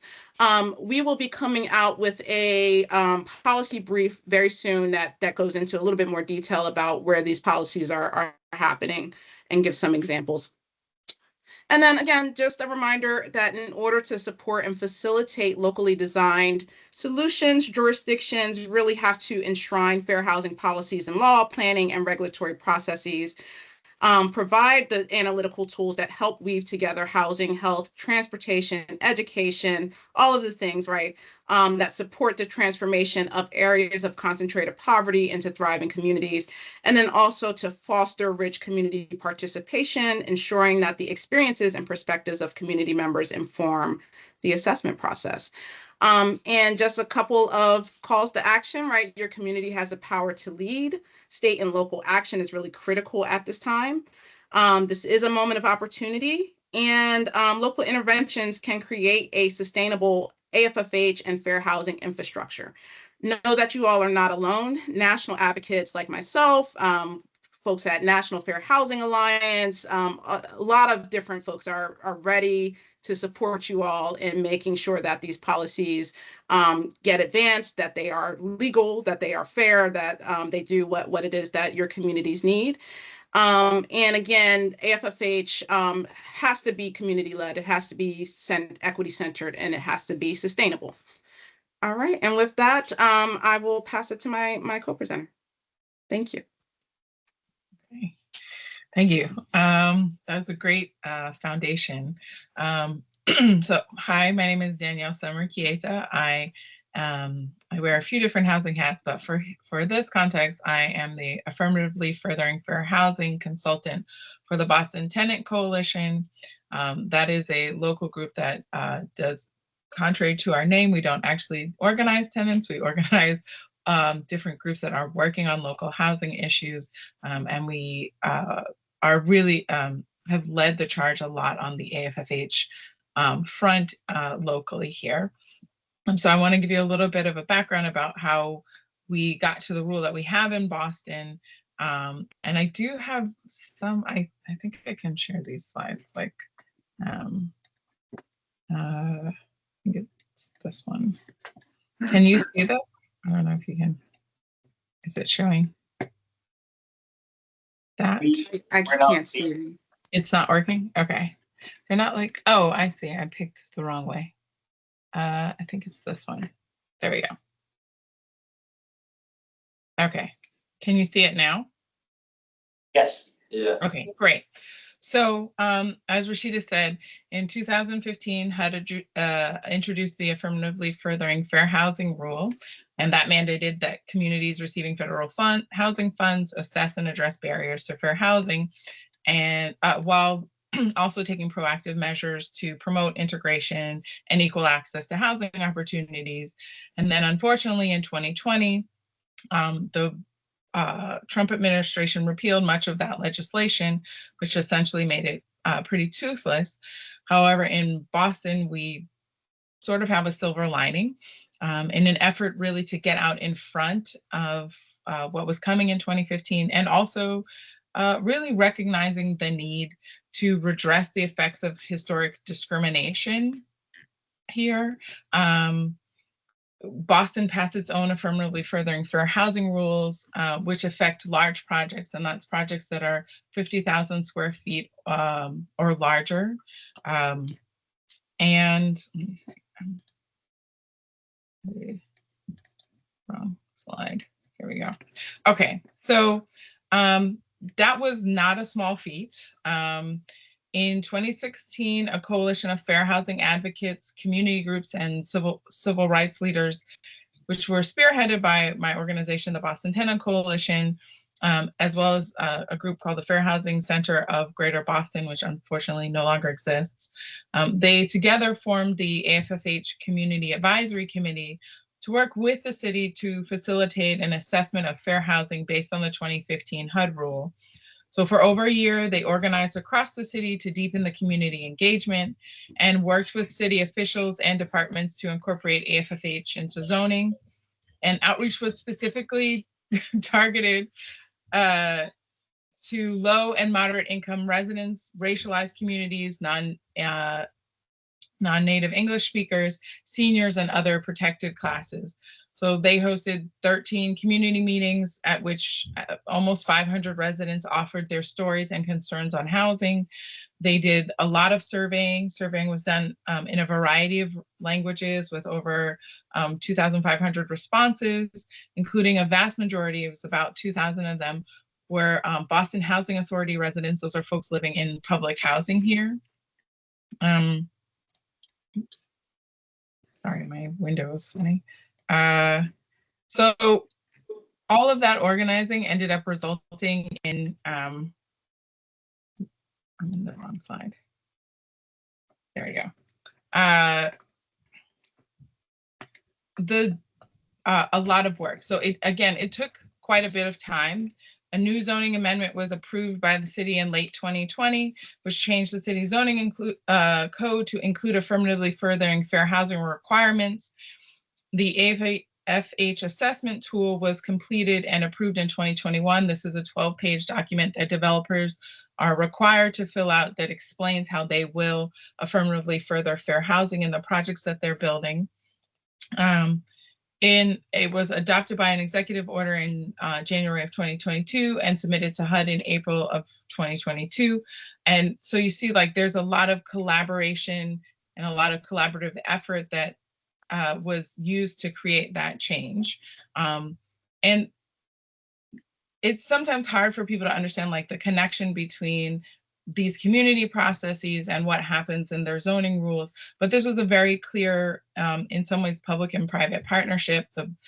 These nonprofits really organizing to ensure that the voices of the people who were most likely to be impacted by this rule were really uplifted. And the city councilor who wrote this, her name is Lydia Edwards, she's now a state senator, has talked a lot about how that community process, that community feedback was very critical to shaping the rule. It helped with the refining process of writing it. And so what we have now is this 12-page document, which I think I have like the front page on. I can switch screens, but it requires a few things. So it requires that the developers explain what they're doing, explain who has been there, who's currently at the site, both residential and commercial tenants that might be located and would potentially be displaced. They need to explain what is going to happen to those folks and how they might potentially support them. They also need to do essentially an impact analysis. It is about a quarter-mile square radius from the project, and that tells you a few different things. Who has is in an area of high exclusion traditionally? Who currently is here and how they will be served? That includes demographic data about household sizes, rent burden, sources of income. There is some racial and ethnic data included as well. And they need to say how they will do this. And then the developers are tasked with explaining sort of through a series of interventions and enhancements that they can use how they will further fair housing through their project. So I'm just going to switch to the form. So this is what the form looks like. I'm going to just go down to like where they explain what they will do. So there, as again, they have to explain strategies. So they're explaining, are they going to add more IDP units? Those are the affordable units here. They're now actually called IZ or inclusionary zoning units. Are all of those affordable units going to be on site? Will they provide a higher proportion of 2+ bedrooms, meaning family size housing, which is really critical need here right now. Additionally, they have to explain like when they are marketing and doing an outreach for the project, how they will do that. Will they give priority if there's home ownership opportunities? Will they give priority to first-time or first-generation home buyers? For renters, are they willing to offer an alternative payment schedule so that the last month's rent and security deposits can be paid in installments, as well as like following best practices around how they review people with queries, with eviction records, and also credit records, and just general monitoring items. This for us as community organizers and as people who are working, this is an important tool for both organizers and community members who are participating in the process and giving feedback about a project, because it allows them to really see what is going to be brought to their community and how it might impact. It's in some ways still a work in progress. We work regularly with the city to ask for areas of strengthening. For example, we would love to switch that checklist to more of a matrices that allows for a more equal distribution of some of the options that are made. But it is a tool that we use. So even last night, I was teaching a workshop to a community group here. They have a large project that is being proposed on a site that that formerly housed like a supermarket and some other things. The proposal has 700 and I believe it's about 700 units being proposed, of which the vast majority are studio and 1 bedrooms. They've also not been clear about what level of area median income, what level of income they're expecting for the affordable units. So there are areas where this group will then be able to advocate and press to increase, to advocate for better housing being built in their neighborhood, especially for family size housing, which is we have a deep need for right now in Boston, and for the affordability. So their intent is to ask the developer to have different levels of AMI so that lower income families are also able to access this new housing opportunity. I want to also mention that like those surveys, they weren't just helping to inform the zoning, they also did help to create a strategy or a set of goals that the mayor signed in through that executive order. That included like an assessment of the departments that are related to housing. So there's a fair housing audit that they're in the process of writing the RFP for. That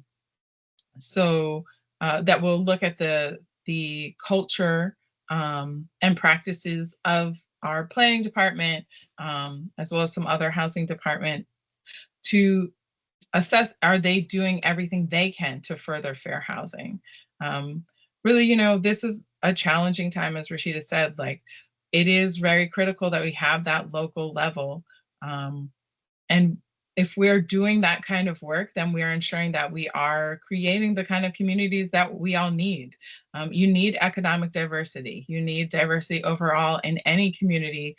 That's really what makes things work. And until we're really willing to, if we do understand that housing is a right, it's a need and a right, then we have to ensure that we're making housing for everybody. And that was really the goal of our AFFH zoning rule. I think it's in many ways changed the perspective of the city in terms of how they are approaching both working with community groups, because in the past there was more of a not exactly adversarial, but there was some tension, right? You had like people who were officials, and then there were people who, community organizers, you might be paid, but they're often organizing local residents who have other jobs who aren't specialized in that area. And now there's much more openness to collaboration and connectedness, and an understanding that the people with the experience have the greatest set of knowledge and really can inform what happens. So I think I can leave it there, and I'm happy to take any questions that you all might have. Thank you both for the presentation. I did have a sort of clarifying question. Can you walk us through a little bit like the AFFH zoning process? Sort of like what does that timeline look like as a developer goes through this, and where does the community have opportunities to engage in that as well? Sure, yeah. Okay, so I think I have a slide that shows the timeline.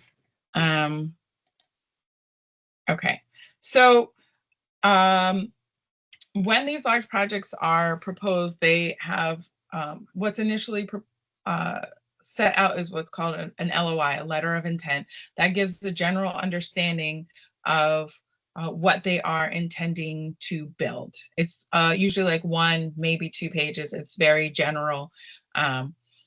The next step for a developer is to complete what's called a project notification form, a PNF. Within that PNF, they are required to fill out the AFFH assessment, including that checklist. And then there is a review period. So the assessment that they fill out goes to an interagency department, which is shorthanded, called the BIFDEC. It's the Boston Interagency Fair Housing Fair Housing Commission. It is made of a few different departments that are all related. So it's the Mayor's Commission on Folks Living with Disabilities. It's the Mayor's Office of Housing, which is sort of our, like they deal a little bit more with affordability. There's the Planning Department. There's the Boston Housing Authority, and who am I leaving? And there's the Office of Fair Housing. They all review that assessment and they will make comments. So if they feel like what is being proposed is reasonable and meets fair housing, they essentially say, okay, we think that this is fine. However, if they feel like there's more that a project can do, like say the project is particularly big and might have a larger impact than that quarter mile, then they will write back with usually a series of suggestions of ways that the developer might consider to increase or to improve the plan so that it's better meeting fair housing goals.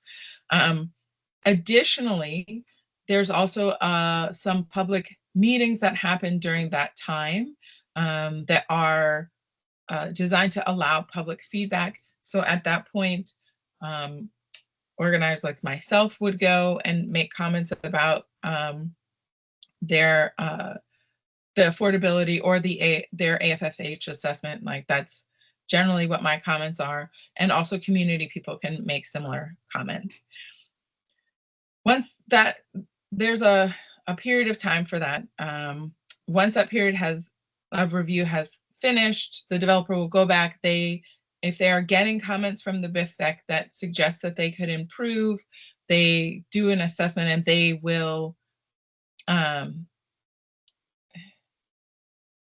determine what they will be able to do. So for example, the BIFDEC could say, here are like 5 options that you can do, and they might pick like 2 of them and maybe slightly tweak other areas to better help improve.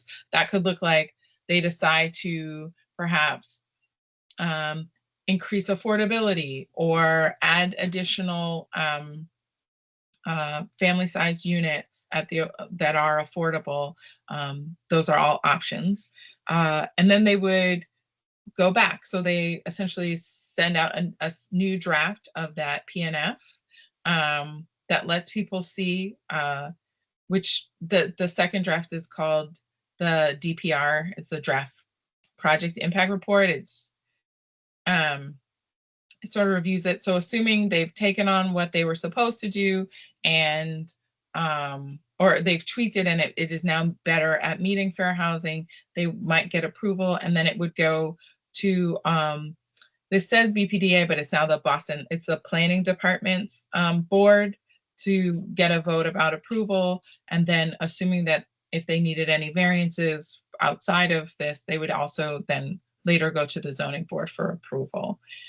If for some reason the project is not quite meeting some of these elements, there is a possibility of having additional review. This is, I think, one of the areas that we would like to see some strengthening. One of the concerns that we have is that some of the recommendations, the recommendations that the BIFDEC makes are not mandatory. They can't be mandated. So they are essentially recommendations. And there have been times because of like, essentially like gray areas, like the letter of intent was filed before the law was enacted. So the project is like doing the assessment essentially voluntary. There isn't as much leverage to have them follow through, or if they're really pressing back, maybe they you know, like they're not going to do all 5, they would say. That I think is we find challenging. That is something that we are actually working on right now. We're doing a deep dive into research about whether or not family size housing can actually be mandated, because right now it can't. So that is a limitation. But this gives us, it gives us a different layer and level of like examination that wasn't happening before. So one of the challenges of fair housing is often that like the main place that you end up seeing it or understanding it is when there's a violation. And the idea and the intent is to like, let's build housing that isn't going to like immediately be not meeting fair housing rules. So I hope that was clear. Oh, it's helpful. Thank you. Other question? Yep, go ahead. Thank you both so much for coming and speaking with us. I have a question sort of about the regulatory environment, like with things like the DOJ, like deregulation RFI and like Chevron and things like that. Are you worried that this rule will be further weakened or even rescinded? And then if that does happen, does that leave the state laws like vulnerable to lawsuits? Or if, you know, things like you're talking about trying to, you know, make things mandated in the state law versus like recommendations, like navigating that environment, kind of what you expect to see and what you might suggest communities like Arlington that are looking to maybe take advantage of this rule in this current environment, and how we might want to tiptoe around that, things like that. Yeah, thank you. That's a great question. So in terms of the regulatory environment and what's happening on the federal level with the AFFH rule, there has been a new rule proposed by HUD that actually tomorrow is the last day for comments on it. But the rule is already, it's an interim final rule. And so it's not a final rule, but it's an interim rule that would replace the current interim rule, which is actually weaker than the 2015 rule. And this is getting into the weeds, but it's a little bit weaker than the 2015 rule in that the 2015 rule required jurisdictions to do an assessment of fair housing in order to certify that they are affirmatively furthering fair housing. And so that rule was rolled back by the Trump administration, as was already said. And then the Biden administration came in 2020 and put in its own version of an interim final rule that it reinstated parts of the 2015 rule, but not fully. And so it didn't require jurisdictions to actually do that assessment of fair housing, but it did require them to certify that they were AFFHing essentially, but didn't require a particular way of doing that. And so there was a 2023 proposed rule under the Biden administration that never got published. They actually rescinded that rule before it became finalized because they knew that it would be at risk again with the incoming administration. And so that got pulled back, and that would have been the strongest one yet. And that it would have been even stronger than the 2015 rule. So unfortunately, that we're not going to see that rule anytime soon. And so HUD has now put in place its interim final rule, which is weaker than the 2023 rule and weaker than the interim final rule that's already there. But it's not that bad. Like it's fine. It basically just says that it undermines the process somewhat, but it basically just kind of says that you have to, again, you can certify that you're AFFHing under no particular kinds of process. They're not going to pressure you to do any assessment of fair housing or to do a community engagement process, like whatever you say will pass muster essentially. So folks are commenting on that rule presently to, you know, as advocates, we want to see that rule rescinded, and we want to see the one that's already in place under the Biden administration still be in effect because it's slightly stronger. That said, there is nothing in the AFFH rule that preempts states and localities from doing anything or prevents them from doing anything. And in fact, right, it actually speaks to like states and localities being able to have local preference, power, authority over how they address fair housing issues. Right. And so I think we see that as an opportunity, right, for states and localities to step up and do what it is that they feel they should do, which can be either stronger or it can be weaker than, right? Of course, we're advocating for stronger things. And again, there's nothing in that current IFR interim final rule that would preempt or put jurisdictions at risk if they were to have a local AFFH rule or something stronger. In fact, California state AFFH rule is stronger, has stronger elements to it than the federal rule does. Right. So I don't currently see any risk, but things could shift, obviously. And there is, advocates are thinking about the possibility down the road that there could be something, a final rule that does require jurisdictions to do particular things or that preempts things or that does things, so we are on the lookout for that. But currently, as it stands, we don't see any risk to jurisdictions passing their own local rules. But happy to talk more about that if folks have questions. Thanks. Yeah, that was helpful. Yeah, I was just curious. All this good work's been done, and then they would be super vulnerable to lawsuits or something. But it sounds like that's not the case. That's great. Yeah, nothing so far. Right, and of course, with these things, as these policies start, and as us advocates encourage folks, like we want to be careful and thoughtful with folks about like what could tip off things, right? But as it currently stands, like what Boston has, what California has, we don't see a risk, and there have been no threats so far with lawsuits over those particular policies. That's great. Thank you. Go ahead, Katie.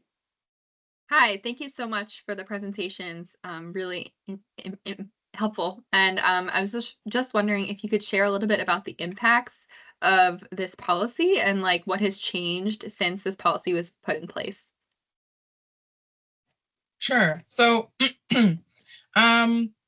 there have been some they did an assessment in the fall actually of how it's gone so far. So again, it went into effect March of 2021. So it's, I think it's basically about 2 years worth of data that they were looking at.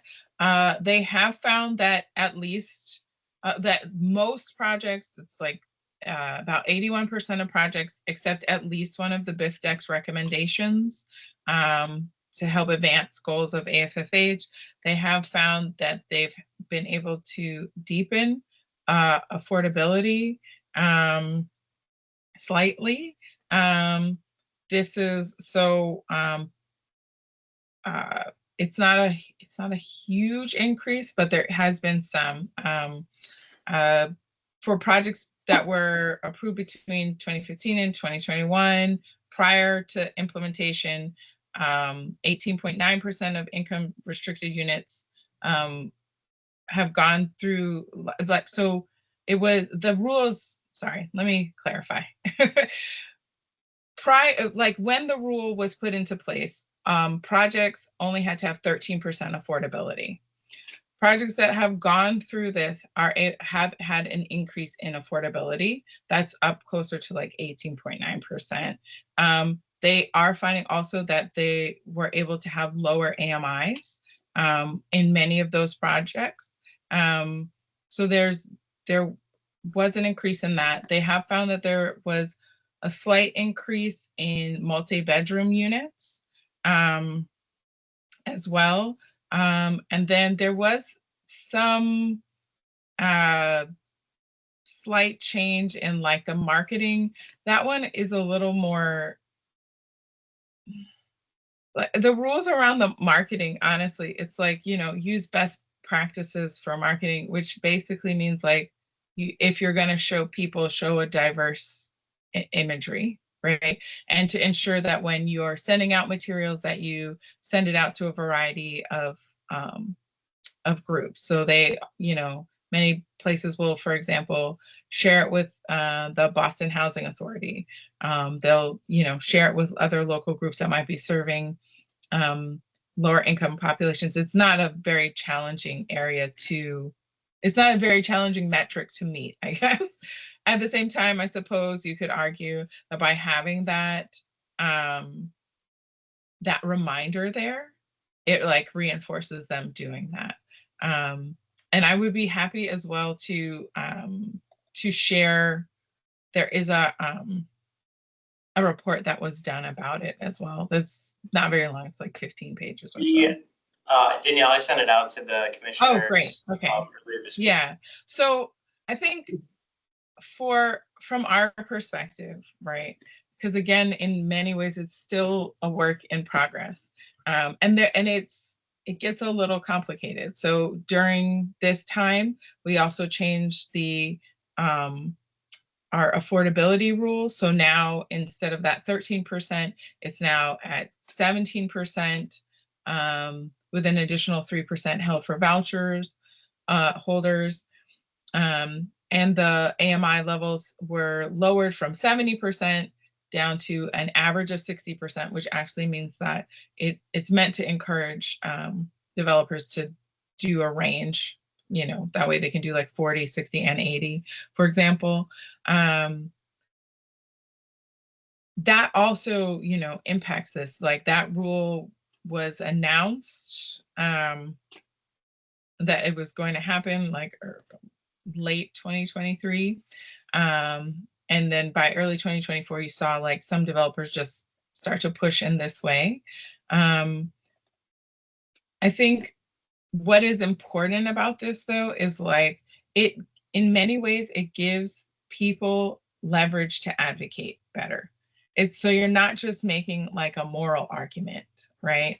You're making a legal one. So when folks are going to these meetings, and also the city, when they're having meetings with developers, and you're looking at a project that does not have enough family size housing, for example, there's a way of pressing for that has a legal basis, and that makes a big difference. It gives people, the community, definitely a leverage, but I think it also helps support the city in making sure that they are working towards fair housing, because there's no longer public development happening. That has to happen through private development. It has to happen in this way. And so they're able to sort of leverage that too, to press for more. Thank you. And I think it's really great that Boston has that inclusionary zoning of at least 13%. We are at, I think the last project was 2.5%. So yeah. Yeah.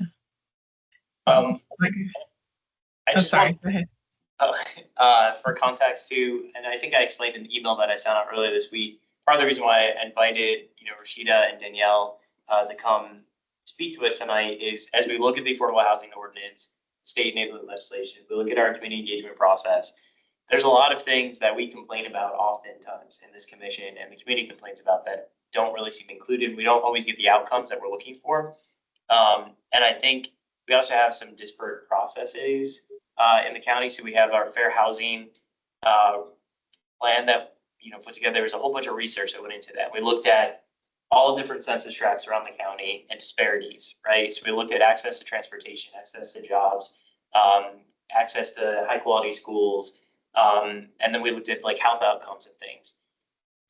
That never comes up in any of the planning that we do for these buildings and things. And I think it'd be fantastic if we tied the process together to say, as part of that negotiation, if you're going to build a development in an area that has poor access to high performing schools, then that should be something we negotiate with the developer on. Not just the affordable housing piece, but all of the disparities in access opportunity that come with fair housing. And I see a real disconnect in, we kind of do a separate fair housing process, and then there's all the rest of the housing policy that we do in Arlington. And I think finding a way to try to integrate them makes a lot of sense to me, especially and I've invited the Public Health Division to come talk to us in July. If you all remember Destination 2027, it's gotten worse.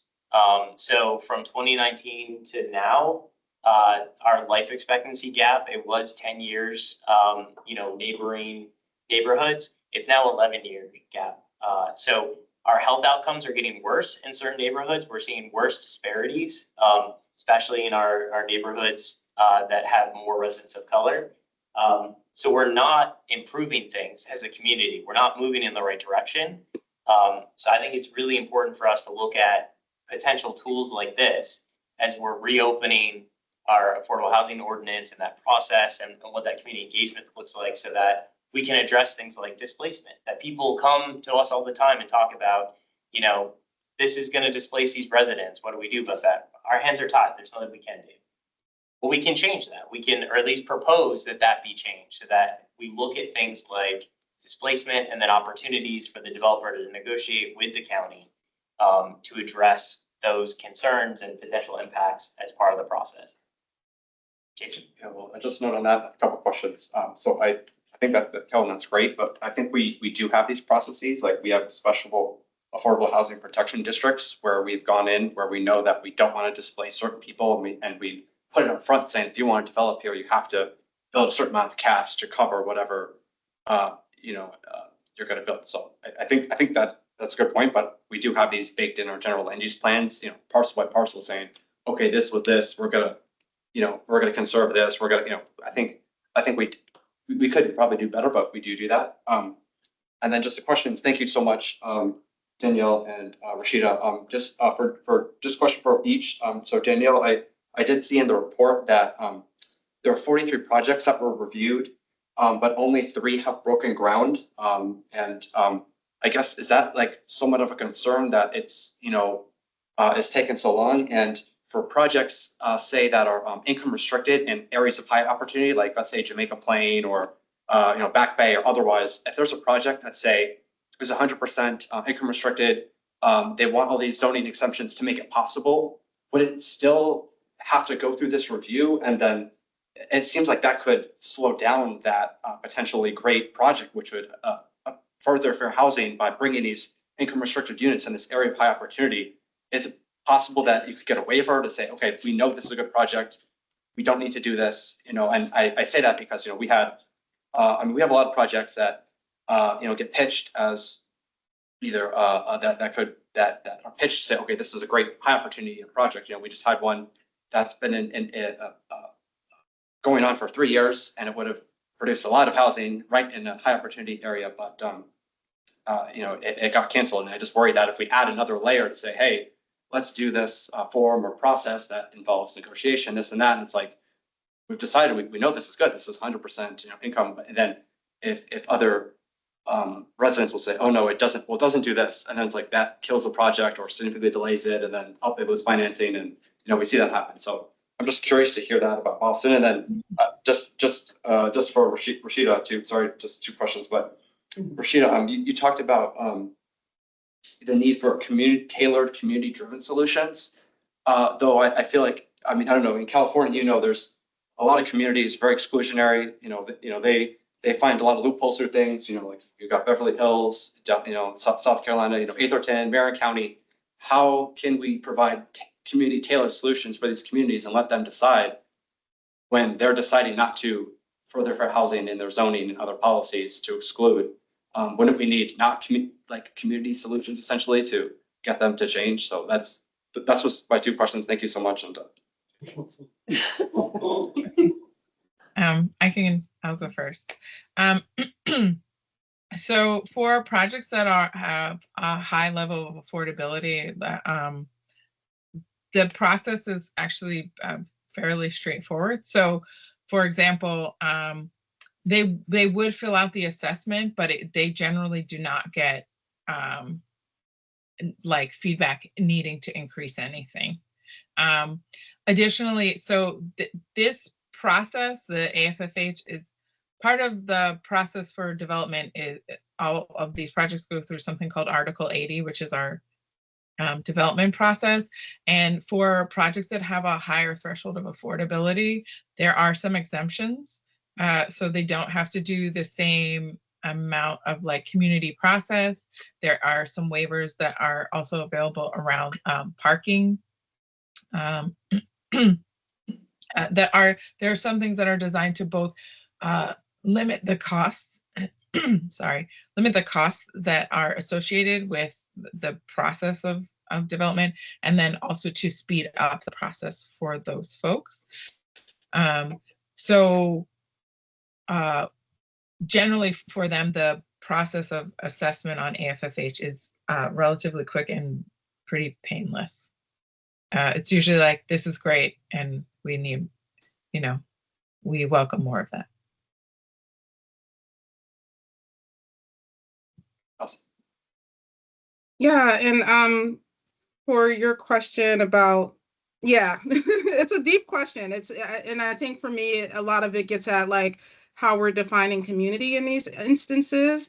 And I think it really is about balance in a lot of ways. And so when I talk about what happens at the state level in terms of state policy, I tend to think about it as like state policy needs to enable localities, not like restrict or proscribe what localities do, because of the nuances of each community.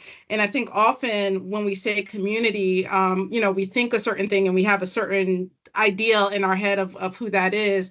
But often the processes don't allow truly for community in its like many diverse forms to be able to come and participate in the process, right? It supports and prioritizes those who have the time to show up and speak out, or who have the time to send an email, et cetera. And so I think some of these, and with the AFFH in particular, in the ways that I've engaged with it, has been about opening that process, right? Like not just having a perfunctory community check-in, but like really deepening the ability for those who don't often have the opportunity to show up and speak out to have that opportunity to speak out. And I think also one good example of this, right, is like the wildfires that just happened in Los Angeles near where I live, right? And you had two sets of wildfires. You had some that happened in the so-called rich area, which is like not actually fully rich people with mansions, right? Like there was also multifamily housing there. There was also low income people living in that area as well, who get left out of the narrative. And then you had the fires that happened in Altadena, which is a historically Black and brown community of middle income folks who had owned their own houses, right? And as folks talk about like what building back means and what that looks like for that particular community in Altadena, folks are like, okay, we have historically had single family homes for Black. This is like one of the few communities where folks were able to buy their own homes. And like, we don't necessarily want a bunch of multifamily housing here either, right? Which is like, runs against the perception of what you think low income or middle income Black and brown communities might need, right? And so in that kind of situation, like a person like me would be like, okay, I do believe that multifamily should be built, like it should be all sorts of options, but also you need to listen to the community and what they're saying that they want, right? So I think it's very complicated. I think it's very community based, and it has a lot of nuances, and that these processes allow for that opening. And I always believe that like communities should have the choice, even if it is difficult, even if it's like runs against like what I think it should be, like opening that process so that more community members can come in and be able to give their input and voice. And then ultimately, like what turns out, right, like is a matter of what folks decided, and not just a handful of people who had the privilege to show up and have their voices heard. So don't know if that answers your question specifically, but that's some of how I think folks are thinking about it in California and other places.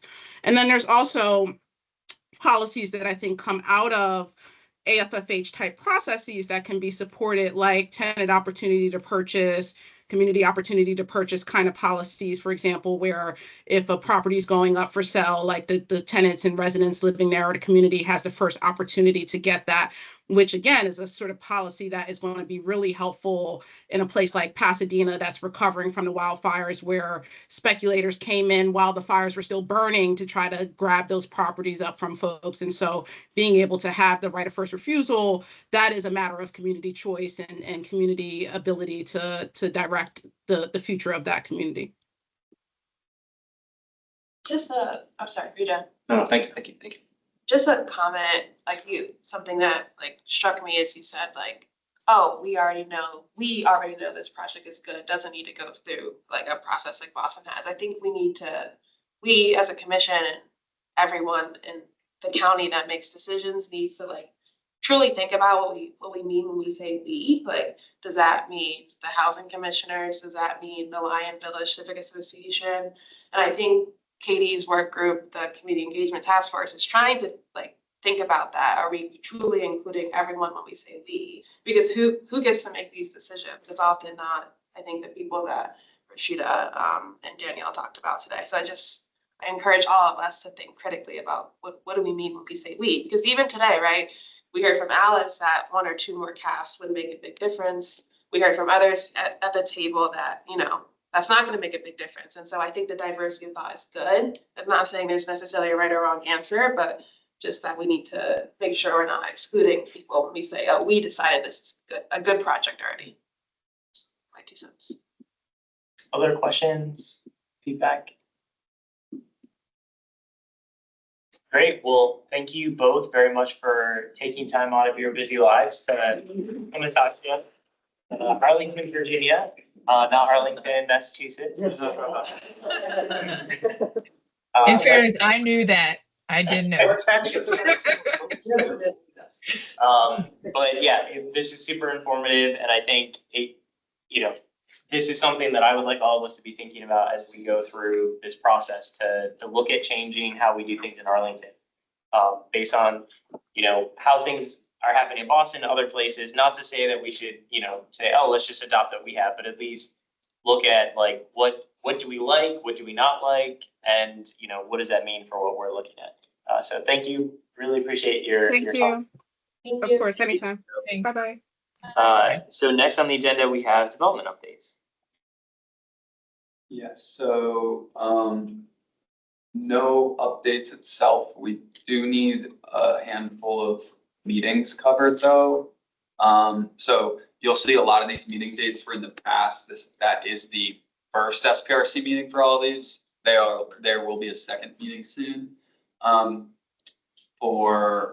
Yes, I believe every single one up there. I guess Yeah. that was Clarence. Yeah. The one Rosalind, I can do, I mean, we submitted, I can do that. And they had one tonight, right downstairs. So yes, but there will be a second one at a TBD date. He's gonna go back in time. In addition to. I'm confused. Okay. Get online. So yeah, Anna of Roslyn, 2500 Wilson, Shirlington House in Ballston 1. You can put me down for Shirlington House. Yeah. Let's follow up. Oh, we'll find out at some point. Yeah. Yeah, Yeah. yes, the dates have not been announced for the second SPRC.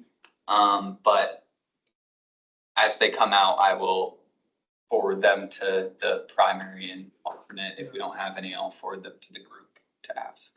Do you know what sets the dates? Is that just the developer and the chair for the SPRC just make that decision, or? I'm not sure exactly, so I don't want to guess. I do think the SPRC chair has a hand in it though.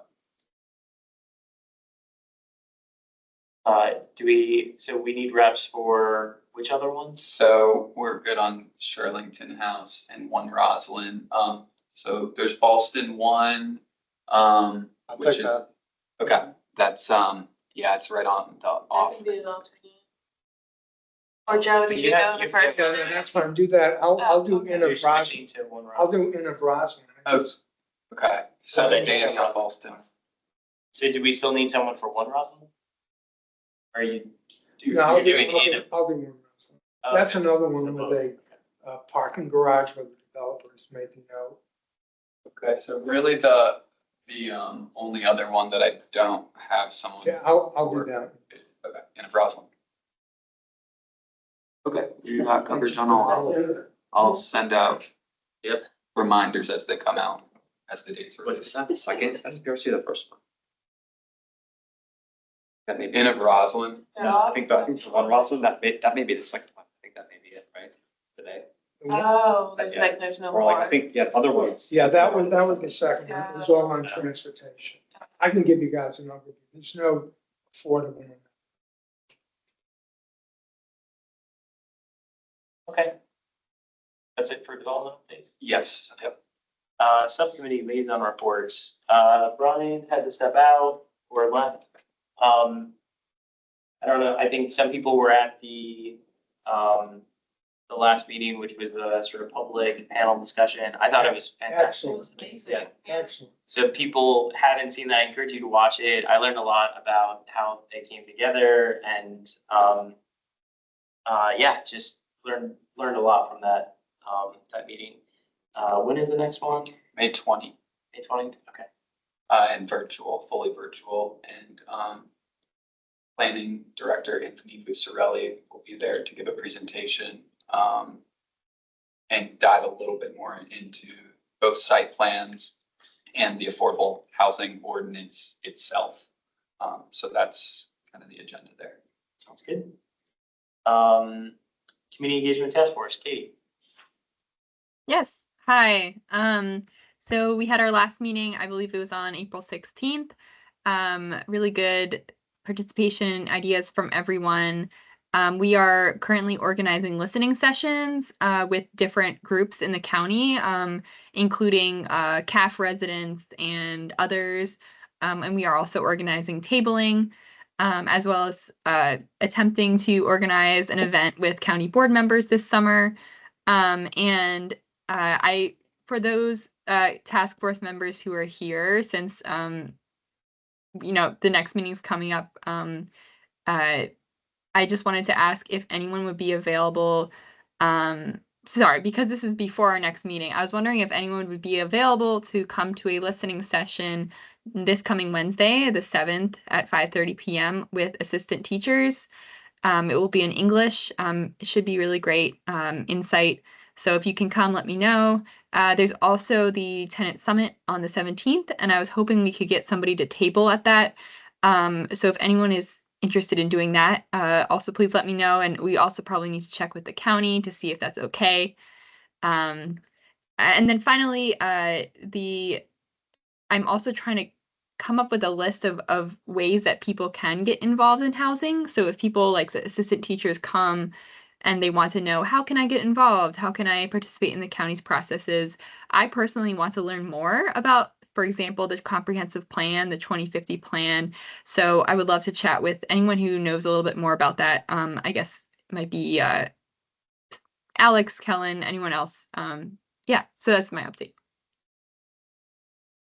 Hey, can I just ask you a question? So I passed out, I was at the fair and I was passing out the surveys. The problem with the survey was like, do you want to be involved? And people checked off yes, but we did not put any contact information on that survey. So there's no way to go back to those people. And they said, yes, I want to participate. So can we fix that? Okay, yeah, we can say like, if you want to participate, put your contact info. There's only Yeah. 6 people, but still. Thanks for doing that. 6 more than we have. Yeah. It's really hard to have people fill that survey out because it's kind of long. Yeah. When you're at an event, but I managed to get 6 people this time. That's great. So, Thank you. Pretty good. Yeah. Okay, Sidsec.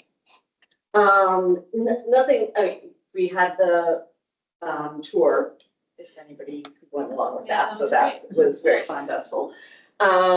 And the subcommittee that's working on the NOFA and the application process is well underway, and there will be significant changes. So just for that, so, and it's going, they're doing staff is doing a lot of work in terms of reaching out to all of the grantees and doing focus groups. That's good. Joe, any update on? We don't have a CSB representative. C2E2, any update, Katie? I heard that the green building plan is now being pushed back till the fall, so it's kind of keeps getting pushed back. Okay. The update. And then Nikki and I are going to be talking soon about a legislative priority subcommittee kicking that off this summer. So we'll have more information for the commission soon because we'll have a new governor. Potentially will actually be more favorable to things like tenant rights and housing. So there may be more opportunities than we've had in the last couple of years to make meaningful recommendations that will actually get signed and not vetoed. That is it. I just want to say one other thing, shameless plug, Fair Housing Conference is this Saturday at Unitarian Universalist Church of Arlington at 11 a.m. till 3 p.m., free lunch. Please come. Not only have I been planning it for the last 4 years, but I'm also a speaker. We talk about really good stuff. We'll have the National Fair Housing Alliance there to talk about the national landscape.